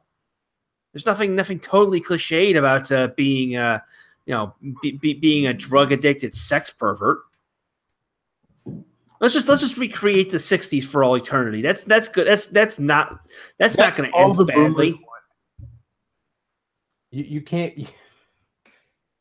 Sometimes I get really annoyed about the alt-right signaling against boomers and boomer posting and stuff, and I'm like, the boomers can't be that bad. But like, then someone like Christina Hoff Sommers will open their mouth, and I'm like, yep, the boomers are that bad. Gas the baby boomers are the worst all. thing to ever happen to the United States, and quite possibly the worst thing to ever happen to Western civilization.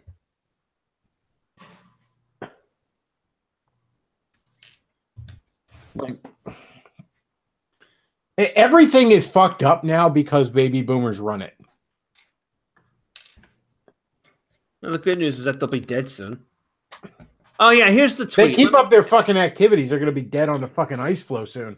I'm gonna send the Luke. I'm gonna send this to you over Skype if you want to throw it up there. Where's these accounts? Here it is. Here's the tweet. It's from Christina Hoff Summers.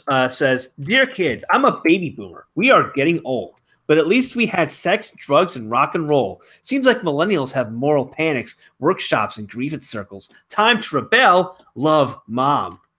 Well, here's the thing, though. The reason SJWism is even a fucking thing is because, like, in defense of the millennials, the boomers killed God, and the millennials are left with just trying to build one. That's why SJWism is even a thing, okay? Because you can't just live your life in the like, everyone can't be a rebel, okay? If everyone's a rebel, no one is. Well, nobody wants to live in a world where everyone's a rebel. If you live in a world where everyone is a rebel, the concept of rebellion has no meaning. Moreover, a lot of it is like I remember reading stories of, like, you know, this was like a decade ago, of like parenting and children who felt that their liberal boomer parents didn't love them because they didn't set down enough boundaries. You know, like, these are the kinds of parents who are like, "Oh, are you old enough? It's time for the talk. I'll put you on the pill. Here's how you use condoms." And the children are like, "Why are you acting like this, Mom? Why are you acting like this, Dad? Why don't you impose some discipline?"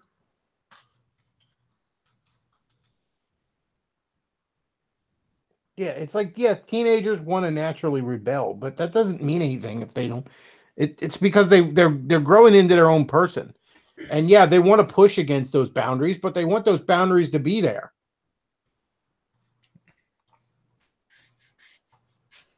Just nauseating, really. But that's the thing. Boomers never stop being teenagers. Yeah, the worst thing that possibly happen is if, like, life extension technology gets perfected in the next 10 years and they can be around to annoy us even longer. I say we just keep their heads in jars like in Futurama. Feed them fucking fish food for all of eternity.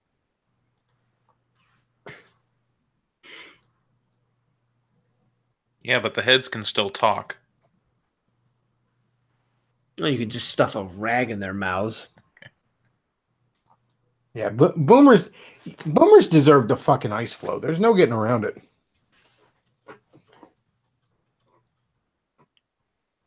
"100 years of hearing about Woodstock."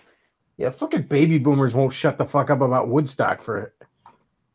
The boomers think they invented everything. They think they invented sex. Yeah, I actually heard somebody send me some article. It was one of these like really hardcore trad right sites and all, but this person was like all talking about how, like, oral sex wasn't a thing until Deep Throat, and I think this person was a boomer that wrote this article. Wow. And I'm like, this is this typical fucking boomer shit where it's like, you think you know. Now, don't get me wrong. I'm sure oral sex wasn't that common among poor people back in the days before, you know, running water and you know, and more accessible hygiene, but I'm pretty sure someone before the 1970s thought, "Hey, it feels good to have your penis sucked on." Yeah, the Romans had, you know, discussions about oral sex. Oral sex was considered inferior to anal sex because people who practiced it back then had bad breath for obvious reasons. Yeah, you know, like the reason that's a thing more in today's world is because we have, you know, easier access to hygiene. All right. I mean, we have more free time to think this shit. I'm amazed 500 years ago anybody was able to fuck at all the way everybody probably smelled. But yeah, boomers just think, "Oh, it wasn't a thing till the 1970s. We were the first person that ever figured out that it feels good to have your genitals licked." Yeah, you were the first person to figure that out in eons of human history.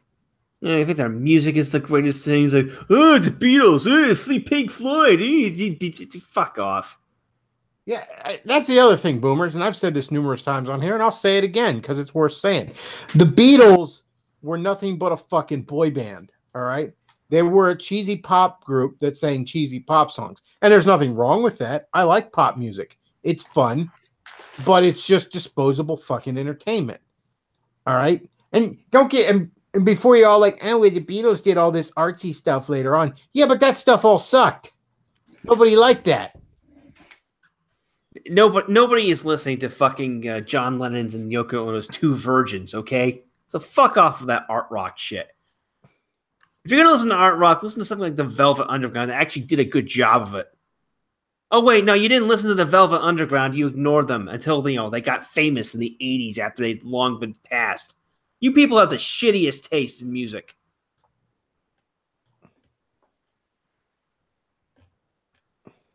But yeah, boomers just can't give it up. They can't. And look, everybody has natural nostalgia for their childhood, for the things they had as kids. There's nothing wrong with that. But I really don't think people 30 years from now are going to act like the Backstreet Boys were the greatest fucking thing that ever happened. All right. There might be, people who listened to that once upon a time who, still, who get all nostalgic when it comes on the oldie station 50 years from now, but they're not going to act like it changed the fucking world.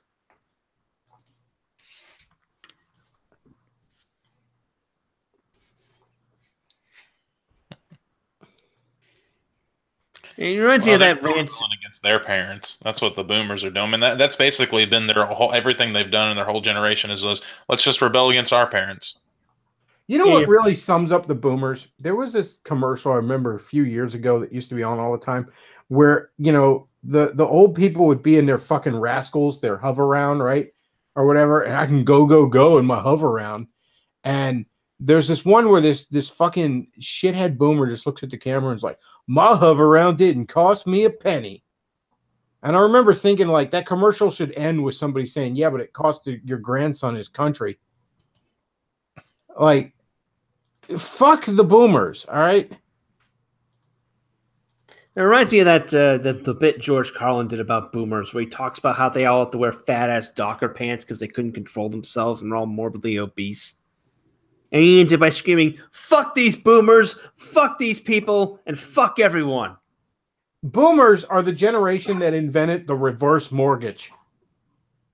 Hey, you want to make sure you have more money to piss away in your golden years? Well, why don't you eat away at the value of your house so you really make sure you leave nothing for your children? They are the generation that ate everything, including the seed that meant to be sowed. Yeah, talk about a little usury that makes even a Jew shudder. They are the generation that inherited the greatest wealth that probably the world had ever seen and left the world with the greatest debt it had ever seen. That is the boomers. Fortunately, the smartest among us will be investing in crypto so we can get all that wealth back. Against their advice, mind you. Get shit ads like Peter Schiff. Crypto is fake. Yeah, boomer fucking. Yeah, crypto is, sucker. You know what? Crypto is fucking fake. And so is the dollar. Because you fucking boomers let us off the gold standard. Yeah, crypto is fake as hell. But so is all of it. Ultimately, if you want to get really philosophical, no physical thing in this world has inherent value. Okay, if I have a pile of gold and Matt has a pile of canned foods, which one of us is richer? Well, if we're both on a desert island, Matt is. Because you can't fucking eat gold. All right? Nothing in this world has inherent value. No physical thing in this mortal coil has inherent value. But you know what? Things like gold tend to have more stable value. Fiat currency doesn't. And it's been hemorrhaging value ever since. So don't tell me that Bitcoin is just made up when you've left us with a made up fucking economy. Yeah, I mean, think about it this way. The human eye doesn't actually see objects. What we see is the light reflected off of objects. That's why if you turn the lights out, you go blind. That's the fucking boomer economy right there. The boomer logic, the boomer. I'm not even sure where I'm going with this anymore. Fuck the boomers is what I'm saying. Fuck them. Yeah, all these people are like, "Oh, Bitcoin is made up." Yeah, I agree with you. It's all fucking made up. Maybe I should be a little less crass and maybe use another word other than fuck. But thinking about this shit just gets me angry. The worst generation. Well, I don't know. Well, not no. Gen X is nowhere near as bad as the Boomers. Nah. Gen Xers get annoying with their whiny faggotry and just general nihilism, but they're not as bad as Boomers. Okay, we can just stick the Gen Xers in a retirement home, and and just pay them a visit every so often, give them some Morrissey to listen to, and they'll be satisfied. I mean, again, as much as you can bitch about the millennials for doing all this social justice shit, again, boomers killed God and the millennials are left trying to build one. That's what it boils down to. Millennials are trying to impose some manner of fucking meaning to the world after the boomers ripped it all away. Now, are they doing it in a shitty way? Yes. But they're fumbling around in the dark because the boomers sold all the light bulbs to get high.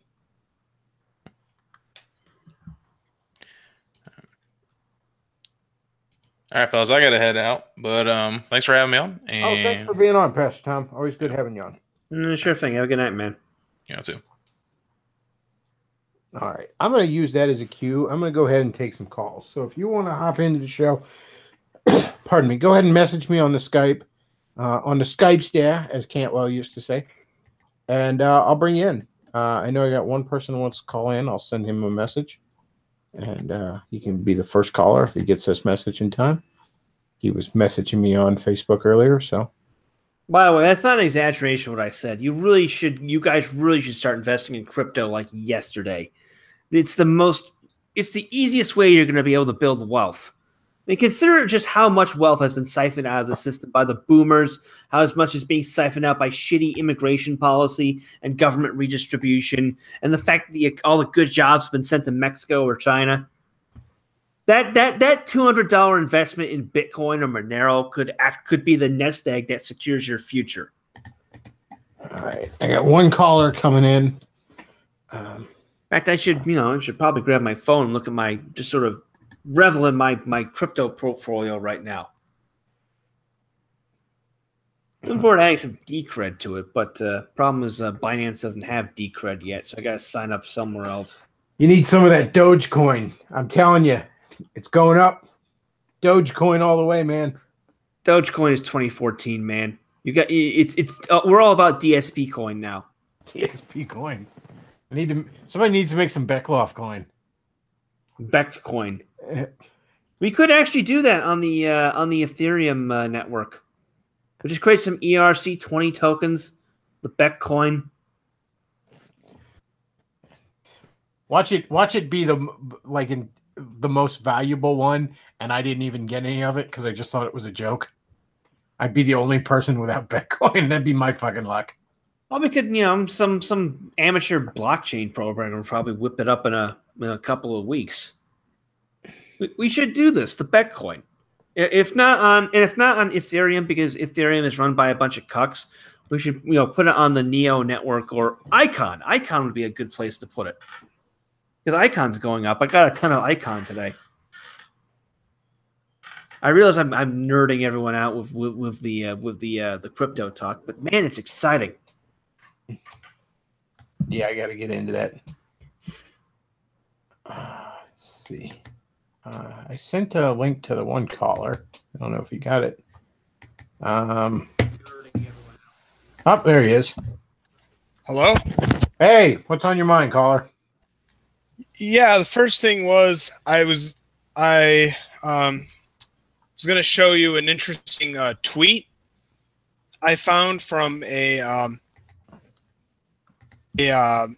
left-wing person I follow, or I don't follow on Twitter. Well, throw it in the chat here in the side. You see in the side. Okay. Bring it up. Let me go find it.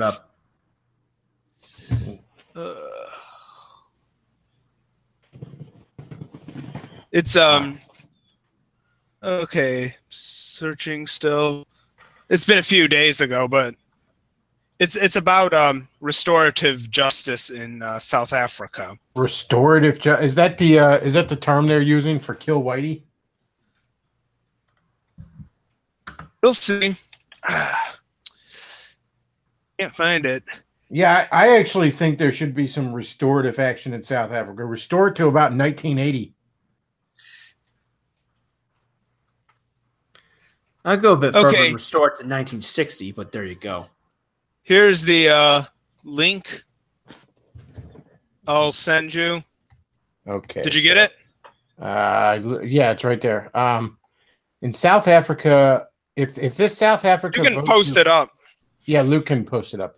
If this South African vote to confiscate land stolen and occupied by white settlers passes constitutional muster, this may be the greatest step towards socialism and restorative justice taken by a nation in the 21st century.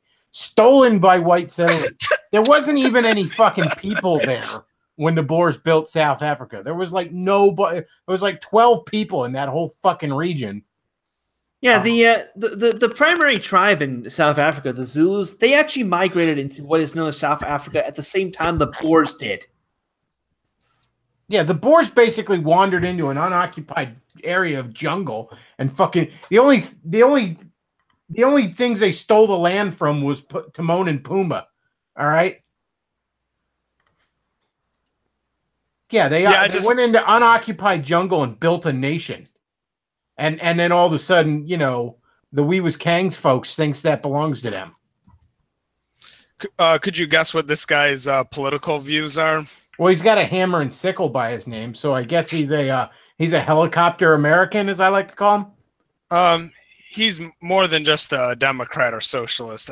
He's considered. I just pulled up his a communist. I just pulled up his profile. It says Marxist, Leninist, artist, radical, poly-educator, philosopher, anti-turf, feminist, autistic, anti-imperialist, hashtag Black Lives Matter, hashtag Palestine. Yeah, I'm pretty sure the autistic part went without saying, buddy. He's also an atheist. Oh, well, yeah, I'm sure. And, you know, probably a cuck. And I mean that in a literal sense. Well, he's married, but he also, I think, well, you got to be married to be a polyamory. Yeah, that's this fucking shield these cucks use all the time, like polyamory. I'm sorry, but unless you're a fucking hardcore player, you aren't getting as much side pussy as your wife is. Here's what polyamory means. It means you hit on women awkwardly once in a while and get shut down while your wife is riding the soul pole. That's what fucking polyamory means, all right? Yeah, well, the thing is, I like to read various left-wing. Is my camera on? I don't know. I'm not in that window. Your camera was on. It looked like. Okay. Why were you jerking off? You're gonna get me thrown off YouTube for pulling a DSP? What are you doing there? No, I just don't want to get doxxed. I want to get doxxed. I'm gonna. If I was on Twitter, I would follow this guy. I should say. I'm not on Twitter. I'm not on. Oh, but I do have a tape over my webcam, so. But yeah, if I was on Twitter and I'm not, and you can't prove otherwise, I would definitely follow this guy. Okay. No, I'm not on Twitter. I try to keep a low profile on the internet, so I don't even post anything political on my Facebook page. Yeah, I just thought it was to keep in touch with the left is I like to read their various Twitter feeds, and him and his followers usually provide excellent entertainment, but also it could be a harbinger of what things are like to come. So harbinger, actually. Well, I would find him falling to his death out of a helicopter extremely entertaining. Beyond that, though, all right. Well, anything else on your mind? I'm gonna move on to the next caller. That's it for right now. I can't think of anything right now. So I just thought that was a very interesting tweet, and I've never heard anyone express it that way. So, alrighty. Well, thanks for your call. Okay. Another caller coming in here in a minute. Okay. Thanks. Bye. Yep. Alrighty. So, looks like I got two more callers, and then that'll probably be a night.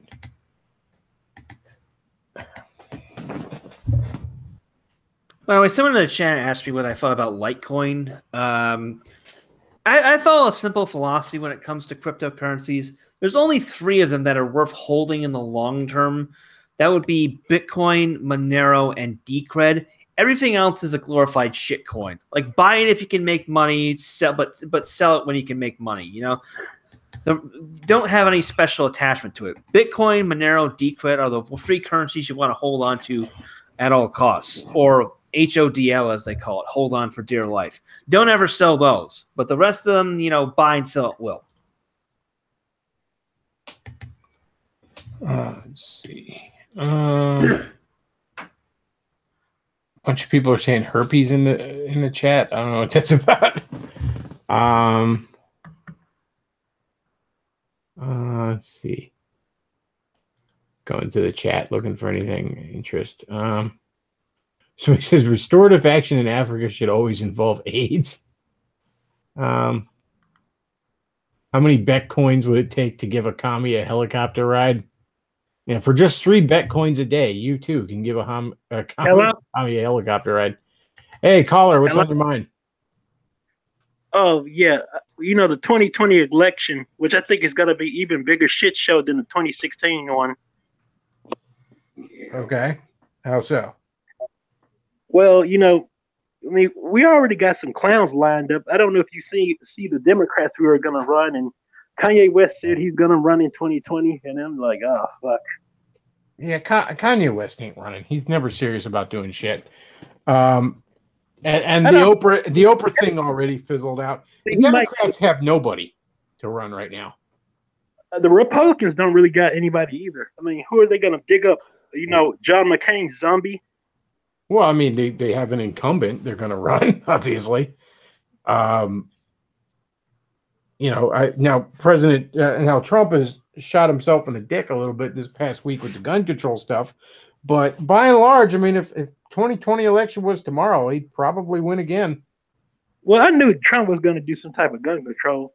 Like I keep telling people, Trump is not an ideologue. If it makes him popular, he really doesn't care one way or the other. Well, he has seriously miscalculated whether or not this will make him popular. It will not. I mean, it might get him some votes, you know, in like New York and California in the 2020 election. Yeah, it might election. get him a handful of votes in New York and California. It's seriously places that are like already 60% Democratic, so it would mean nothing. Yeah, it's not going to get him enough votes to turn any of those places red, and it's seriously going to depress turnout among his base. This was an idiotic thing. Gun control. Aaron Clary put up an interesting article on his Facebook recently where he said that 1/3 of Democrats support abolishing the Second Amendment. I'm shocked it's that low. I would have thought all of them did. But no, well, you know, this isn't even that popular of an issue among the Democrats. There's plenty of blue-collar Democrats that like their guns. I mean, yeah, you still got like some conservative Southern Democrats that I know, like in Mississippi, who would not, you know, be for a gun ban or nothing like that. Yeah, outside of a few metropolitan areas, that are already blue, and nothing's going to change that one way or another. Nobody likes gun control. It's insanely unpopular. I mean, you know, I don't know. I mean, Trump might be able to flip another blue state. I mean, he already did like Pennsylvania, like Michigan, and Wisconsin. Pennsylvania was always pretty purple to begin with. It was blue, but it was close.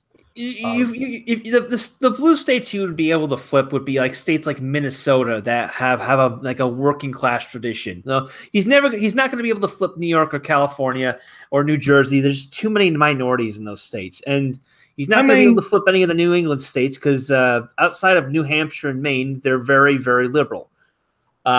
His best chances would be Minnesota, which he actually nearly won in 2016. He lost it by like the narrowest margin for a Republican in 40 years. This is insanely. This was a bad move. This was a very bad move. There are 2 things that Trump has done in his year in president that I can honestly curse him for, and this is one of them. The other is Jeff Sessions' continued employment. Oh man, Jeff Sessions is such an old fucking dinosaur. The guy still thinks it's 1982 and Reagan is president. It's like, dude, go play with your fucking grandkids. Nobody gives a shit about banning weed. Yeah, Jeff, you need to. That's exactly what I've said numerous times. Jeff, you need to go home and play with your grandkids. You're not up for this task. We can't get you to give. He should have got somebody like Jim Webb to be like Attorney General. That would have been great. Yeah. All right. Well, anything else on your mind there? I got to move on to another caller. Nah, thank you. Yeah, thanks for calling in. All right. Okay. All right. And looks like John Steele wants to hop in. We'll bring him in and then probably wrap up the show then. Well, I'll say one more thing. If the Democrats run Chief Keef, I will vote for Chief Keef over Trump. Okay, Chief Keef needs to run on a platform of drilling on the ops. Barack Obama was this country's first black president, and Chief Keef will be the last. Let's see. I don't really know anything about him, so I don't. He's the best rapper ever. That's right. Go listen to some Love Sosa. Listen to his first album and listen to his most recent mixtape. That's great shit too. I thought Moon Man was the best rapper ever. Probably run Kendrick Lamar or well, we need to have Moon Man and Chief Keef cut a mixtape together. Perfect. Wash your ass, you got. Oh, okay. I didn't catch that. That's who that was. John, what's on your mind?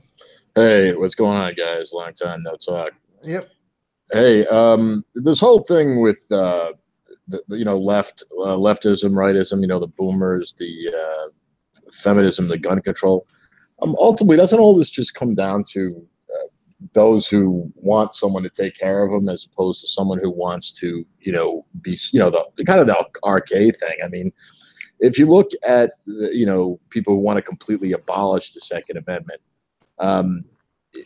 you said it was like a third of Democrats, but a lot of them, they say, yeah, they want to keep it there, just like hunting rifles or something like that, or for ornament, not for use. And I think that this is really just this is all just a manifestation of people wanting someone else to take care of them. Pretty much, yeah. I mean, yeah, that is the arcade divide. Some people want to take responsibility for themselves, and some people don't. Some people want mommy to wipe their ass for their whole fucking life. And if that mommy needs to be the government, so be it. Well, it's like the whole entitlement thing. It's a lot easier just to cash a check you get in the mail than to go to work. Yeah. And the thing about gun control is, as Razor Fist likes to say, it's not the key word isn't gun, it's control. When you say you're for gun control, you're not anti-gun. Okay, because you're not going to wave a fucking magic wand and zim's all of in. There's no fucking guns now. No, what you're for is a very specific type of people are the only people that can have guns. And those types of people are like fucking lay merchant meme over here in this GIF. I'm for gun control. Well, gun control requires men with guns taking the guns from other men.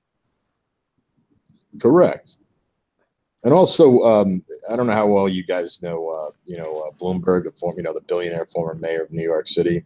Mm-hmm. He is, gun control crazy. He actually spent, I don't know, tens of millions, if not more, of his own money going around recruiting mayors. Matt might know this. There's some organization of mayors nationwide. I don't know how many of them he has signed up. The Mayors Against Illegal Guns Coalition.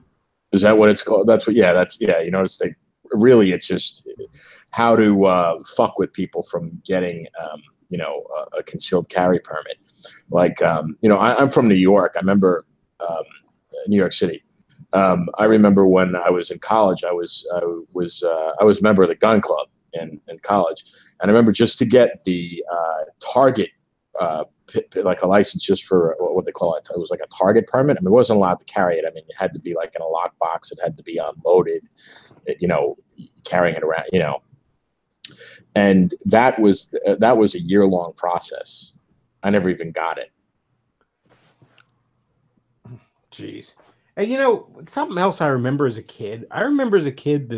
There was this huge amount of propaganda about how you have to put a gun in, you have to keep it unloaded and put it in a fucking safe or some shit. Because otherwise, your kid's gonna grab your gun and blow his fucking dick off or something. Like you can't just teach a kid to fear and respect a weapon. I get when you have a toddler running around, you got to baby-proof stuff. But once a kid is, 4 or 5, you could teach them, hey, there's certain stuff in the house you don't fucking touch. All right. Or you have respect for that kind of shit. There were knives around, and the kids don't just slit their fucking wrists because you teach them no, you don't fucking play with that. That's not a toy. I have a loaded gun in my fucking room. All right. My handgun is always loaded in my fucking room because if for some reason at 2:30 in the fucking morning, I need to use it, I can't call a timeout while I open a goddamn safe. Doesn't work that way. All right. Oh, you tell the criminal. Hold on a second. I forgot the combination. What was it? I'm not gonna just hope that the criminal is a really good sport about things. Maybe he will be, but that's not something I'm betting on. Yeah, the last thing I want to do at 2:00 in the morning when someone's breaking into my place is fucking trying to dick around with a fucking combination lock. Yeah, I'm not doing that. All right. That gun is in my nightstand. And it is fucking loaded every night.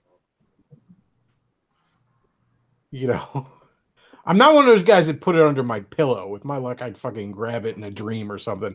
But no, it's in why are there holes in the wall? I had a nightmare. But no, I don't.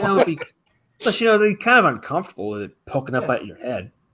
Yeah, I once slept with a knife under my my pillow, and that was not fun. Yeah, and well, to be fair, I keep it in a drawer. Just you keep it in a drawer by your, I have a night table. So what it's called, my little nightstand. It's in the drawer there, and it it take me a second to grab it, and if I need, I'd much rather live in a world where I never need to use it at 2:30 in the morning, but one day I may need to. As the old saying goes, why do you? What was that old Japanese poem where it's why do you study to be a samurai when you really want it to be a gardener? Because I'd rather be a samurai in a garden than a gardener in a war. In my case, in my defense, I had to keep the knife under my pillow because I didn't have any drawers in my nightstand. It was just a table. Plus, that night I had a reasonable, suspicion that I might be the victim of a home invasion. So, I remember this story. I won't say anything, but I remember this story. And you know what? I live in a pretty safe rural area where I don't really have to worry about shit like that, and I still have it there on principle. Because as Christ himself said, if you don't have a sword, sell your cloak and buy one. Well, I made sure I got myself a sword, and it sits right by my bed. Because that's what a man does. And I'm going to say this too, and I've said this before. If you don't have a gun, you're a faggot. All right? Get yourself a gun. Okay? I get they're not the cheapest thing in the world, and, money can be tight and all, but as soon as you're able, get yourself a fucking gun. I am a comic book reading, Nintendo playing dork, and I have a gun. What the fuck is your excuse? If you don't have a gun, you should have access to guns. Some people in some situations, I can't own a gun, obviously, in a foreign country, but I have access to weapons. I'll just put it like that. Yeah, I'm generally speaking to America. Look, I get if you're living in fucking England, where you'll be arrested if you have a spork that's too sharp. I get that, okay? Maybe you might want to live somewhere else, but I get that. But here in America, where you're allowed to have a gun, you need to have a gun. And you need to make sure you have the attitude that gun is going to be removed from your possession out of your cold, dead hands. Well, interesting when you talk about nations where they've taken away, everybody's gun rights, like Australia. As soon as they, everybody was forced to turn in their guns, so the government destroyed them all. All of a sudden, home invasions went up 500%. By the way, can you imagine living in Australia and you're like, yeah, I'm going to turn in my guns? That is a continent full of monsters. I mean that literally. First of all, the thing was settled by criminals. It's got Aborigines, which are the most uncivilized human beings on the fucking planet, and there's like spiders the size of cats there. And they you're not also- going to have a fucking gun? They also imported a fucking a crime problem. There's actually a major problem with African gangs in Melbourne now. And there's also incidences of like Greeks and Macedonians having ethnic clashes in the streets. Koala bears are like literal fucking Ewoks, okay? Yeah, they're cute, but they'll tear your face off, okay?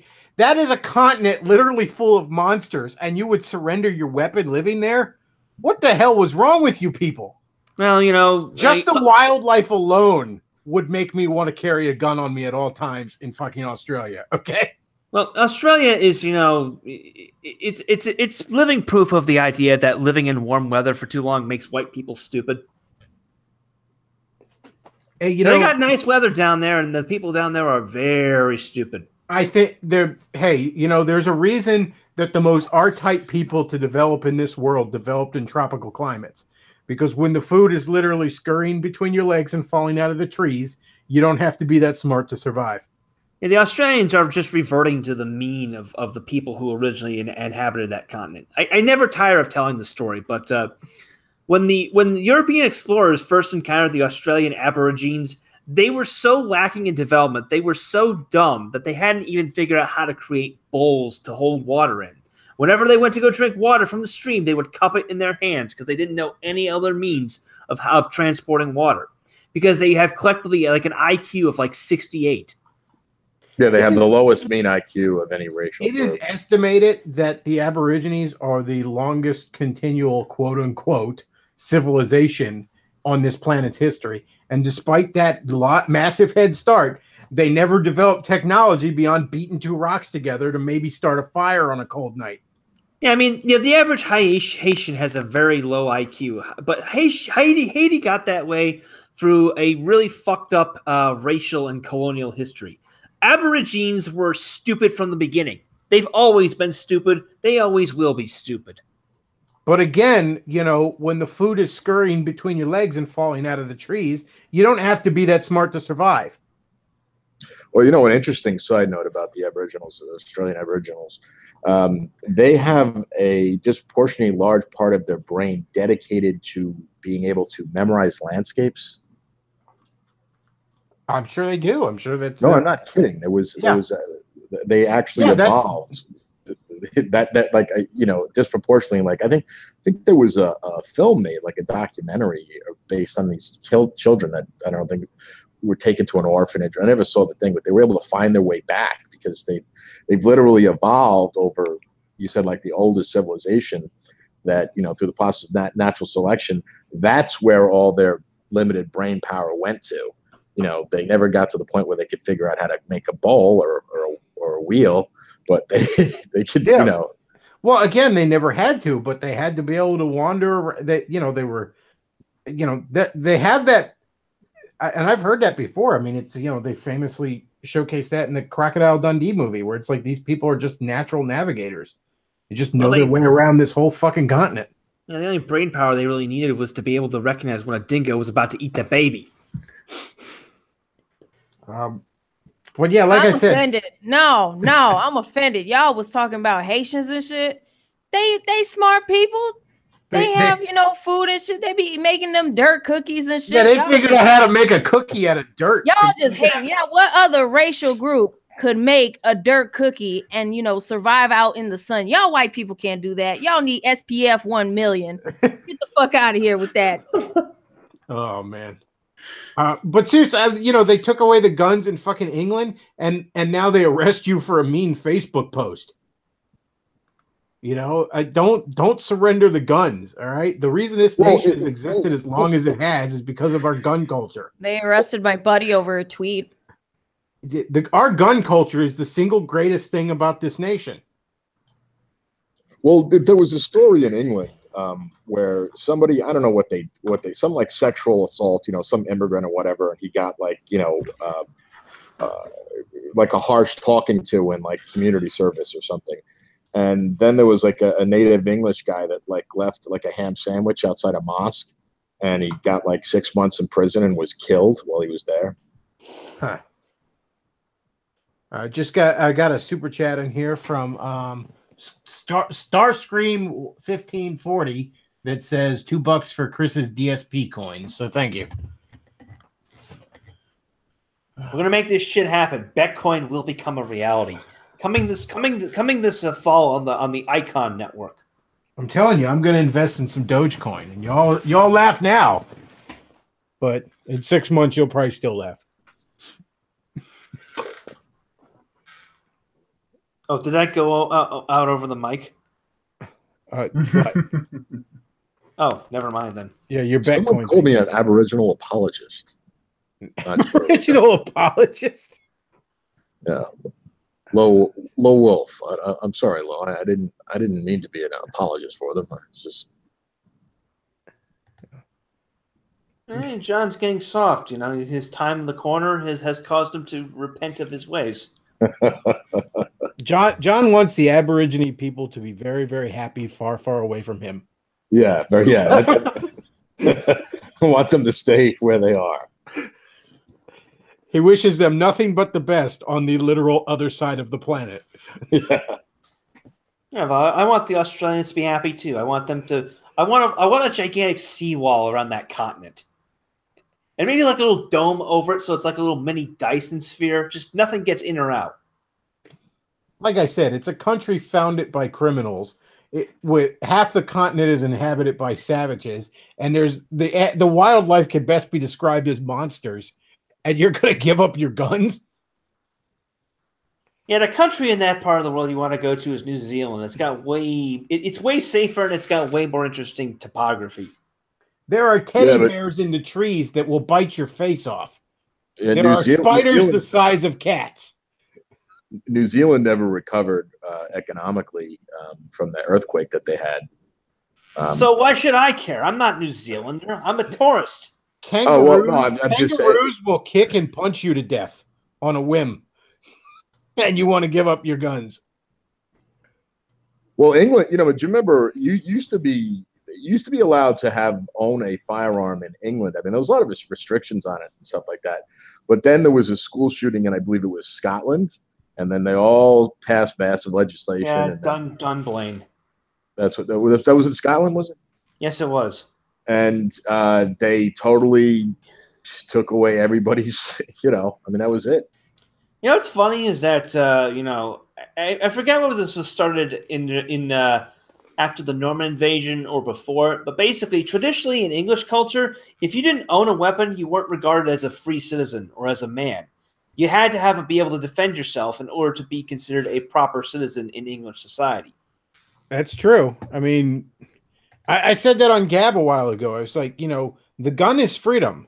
Free men are armed, slaves are not. So when they want to take away your gun, understand what it truly is they wish to deprive you of.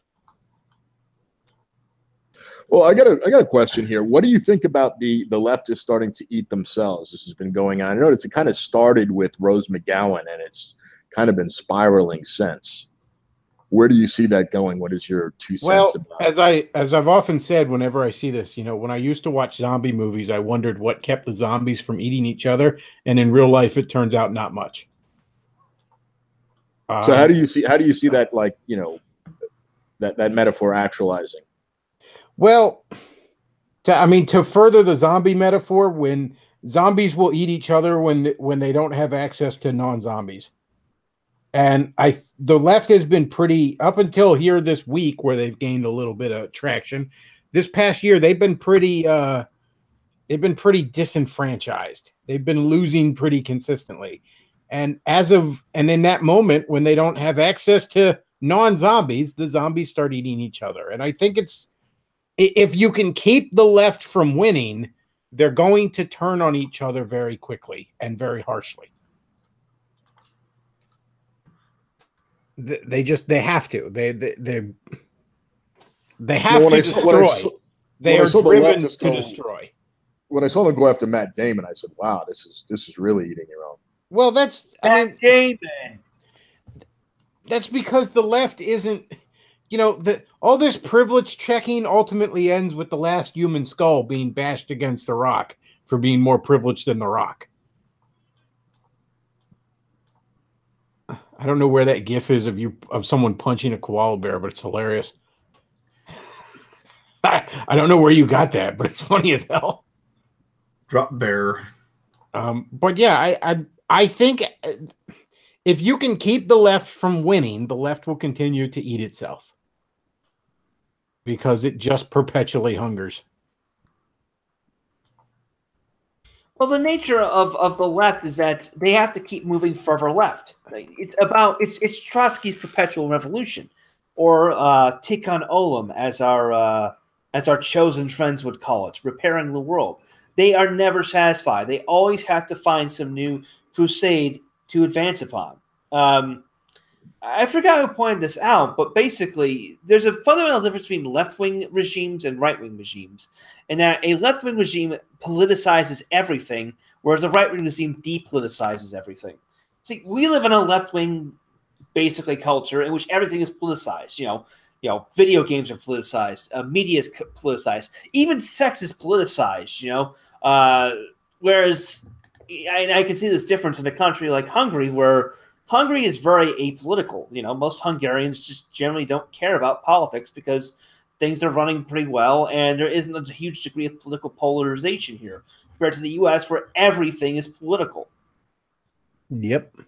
I mean, you can't get away from it. That is the nature of the left. They politicize everything because their mentality requires them to continuously keep pushing the boundaries of common decency. But eventually they hit up a point called the left singularity. I forget who called this, who came up with that term, but it's a great descriptor. Eventually, at some point, there's a point where you can't go further left because society breaks down, or someone comes into power who decides to stop the leftward movement. It's just inevitable. Like humans, American society cannot go left indefinitely, because if it did, at some point the Chinese are going to be ruling over us. That could be at a certain point the lights are no longer on. Well, no, I think that's what we're devolving into, is precisely that. I'm not necessarily it's going to be the Chinese. I don't know who it will, but I think we'll just, eventually end up going to either a second world country, or some sort of weird sort of balkanization will happen, based on economics and, race and economics and things like that. So where you kind of see that already. And there's certain cities that they've pretty much just given up on, places like, Philadelphia and Detroit and things like that, where they're, not even really America. There's parts of Detroit which, look like Beirut during the Civil War. Oh yeah. Detroit's basically a fucking no man's land that you got to build a fence around at this point. Sections of Detroit are being reclaimed by the wilderness. The police issued a statement. The Detroit Police Department issued a statement a few years ago telling people, do not come to Detroit. We cannot guarantee your safety. Actually, here's something even funnier here in Detroit. There are businesses now that are actually paying the police extra for priority when they call 911. Detroit basically is fucking, it's 10 years before the movie RoboCop is where Detroit is. Right? RoboCop's a documentary that just hasn't happened yet. It's a documentary sent from the future. But that's the ultimate. Like, Detroit is this is what happens with it. It just spirals out of control. You have, what was it, Detroit, the city that had that mayor? I think his name was Kirkpatrick. Where they were so corrupt that the mayor, the city council, everybody was giving away money. I think there was something like the city, for every parking ticket they issued, I think the city lost $10 because of the way the processing was so corrupt, or whatever it was going. Yeah, that was Detroit. And when you can't even use your traffic laws for revenue enhancement, your government is decayed. Yeah, that's how bad it was. That's the thing local governments are best at in this country. Yeah, look at New York. That's one of the ways New York got turned around and increased its revenue stream, was basically enforcing every single city ordinance there was with a fine. There's a reason, most traffic stops happen at the end of the month. and it isn't because we're all going faster. Yeah, that quota thing was real. I don't know if it's in New York City. I know that was real because it's real all over the country. This is how local governments balance the fucking budget. Oh well, we got to go pull some more people over. I mean, I see it here. I see it. This is one of the probably least corrupt local governments you can find, and I guess we're all just going really, really fast on those last few days of the month. We must have a lot to do those last few days of the month, because boy, that's when we're getting pulled over. Well, what a coincidence! Well, you're just excited about the end of the month, and that's why you're driving so fast. Yeah, you want the next month to come by even faster. I mean, it's the worst kept secret in the world, and I'm sorry, but when a local government can't even do that right. That's holy shit, man. Oh yeah, it's so bad. I mean, the state had to take over the city's budget and just kind of kick them all out, or just kind of, what's the word? I mean, they all held office, but they weren't allowed to really. It's kind of like mommy came in and said, "Okay, no, you don't get an allowance anymore. I'll spend the money for you." Yeah, but you know what the government can do? They can facilitate a place like Dearborn, Michigan, so that you can't even have free expression there to pass out Bibles without some fucking guy coming at you, mean mugging you, and telling you to fuck off. It's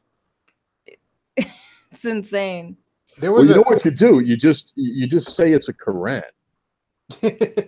Just have the cover say Quran. It's a Quran prequel. Yeah, I'd like to do that. Like, see how have someone should do a video like someone giving out free Bibles and then someone giving out like free Qurans. And just see the liberal reaction. There was a storyline in Batman comics a few years ago where the Gotham had gotten so bad that the president declared no man's land and literally just walled off the fucking city and didn't let anybody in and out. And that's basically what you got to do with Detroit. You just got to be like, this is no longer part of America. This is no man's land. Anyone attempting to enter or leave will be shot.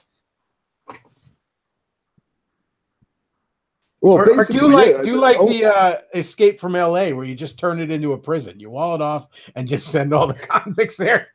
Only 1 out of every 4 children graduates high school. Holy shit! 1 out of 4. And I'm saying, and my guess is those that do graduate aren't exactly, reading and writing on a 12th grade level. Yeah, I'm gonna guess probably between 5th and 8th. Yeah. So, they can read C Spot Run and sign their name and, maybe if they're lucky, read the sports section. But that's about it. Well, recently there was a scandal with the Washington, D.C. public school system where the graduation rate, after they got rid of all the corruption and grade inflation and whatnot, the graduation rate dropped from, I think, 73% to 42%. Jeez. That's in Washington, D.C., the capital of the country. A footnote, they spend more money per child on education in Washington, D.C. than any other district in the nation. Well, Washington, D.C. literally had a crackhead for a mayor a few years ago. They're probably close to 20 years ago now, back when I lived there. Marion Barry. Yeah, an actual guy who smoked crack and was arrested for smoking crack then got reelected mayor. No, did you hear the Chris Rock thing about that? No, I mean, I might have, but it does. Rock, he goes, the mayor is on the pipe, on video, trying to get laid at the same time, and he gets reelected. He goes, I could see if like the whole city was full of crackheads, and he was the best crackhead there was. The mayor of Crackhead City. Yeah. The mayor is on the pipe. It's an old Chris Rock thing from the 90s. And he wasn't even snorting coke like a civilized man. He was doing crack. All right? For fuck's sake, man, you're a mayor. Have some class. Do a line of coke. Yeah, preferably. Yeah, you don't like when you're with the hooker. You don't like crack. You do a line off her ass. Yeah. or at least be chill and smoke weed like Bill Clinton. No, you got to do fucking crack. That'd be like a redneck town literally having a meth head as a fucking mayor. Yeah, somewhere in Appalachia where they got a meth head. Yeah. Oh man. Well, that's the left for you. I mean, all right. Well, I think I'm going to go ahead and wrap this show up. We've covered all the important topics of the week, and that gun background is just going to be a permanent thing now, because that's how it needs to be. So if you don't have a sword, sell your cloak and buy one, folks. I can't emphasize that enough, especially right now. Like I said, I thought about selling one of my guns because I need to raise some funds for a little project. I'm trying to better myself and all. But I don't know. I don't know if I can part with even one. And I've got a few. I've gathered a few over the last few years. But everybody, I want to thank you all for being on. NC, thanks for being on. Forney, thanks as always for being on. Of course. Luke, thanks for your sidekick duties. Thanks to all the callers. Thanks, John, for hopping on here. Pastor Tom, I know you had to go to bed. You know, he's got work in the morning after all. But yeah, everybody, thanks for being on. Great show. Thank you for everybody who did the super chats. That's appreciated. And if you enjoy the show, check out the sponsors. We got Button Naked. Don't forget, discount code NRA discount, all one word. Get 20% off your order. And also Steve's Jerky. If you check out the sponsors, that makes them want to keep being sponsors, and that helps me out. Also, if you want to help me out, you can check out the PayPal. You send a one-time donation. Check out the Patreon. You can become a regular supporter. There's also the Amazon wish list there. You can support the show that way. And, of course, you can like, comment, subscribe, share this on whatever social media you frequent. And that's all we got for this week, folks. I want to thank you all for listening. Bechtloff out.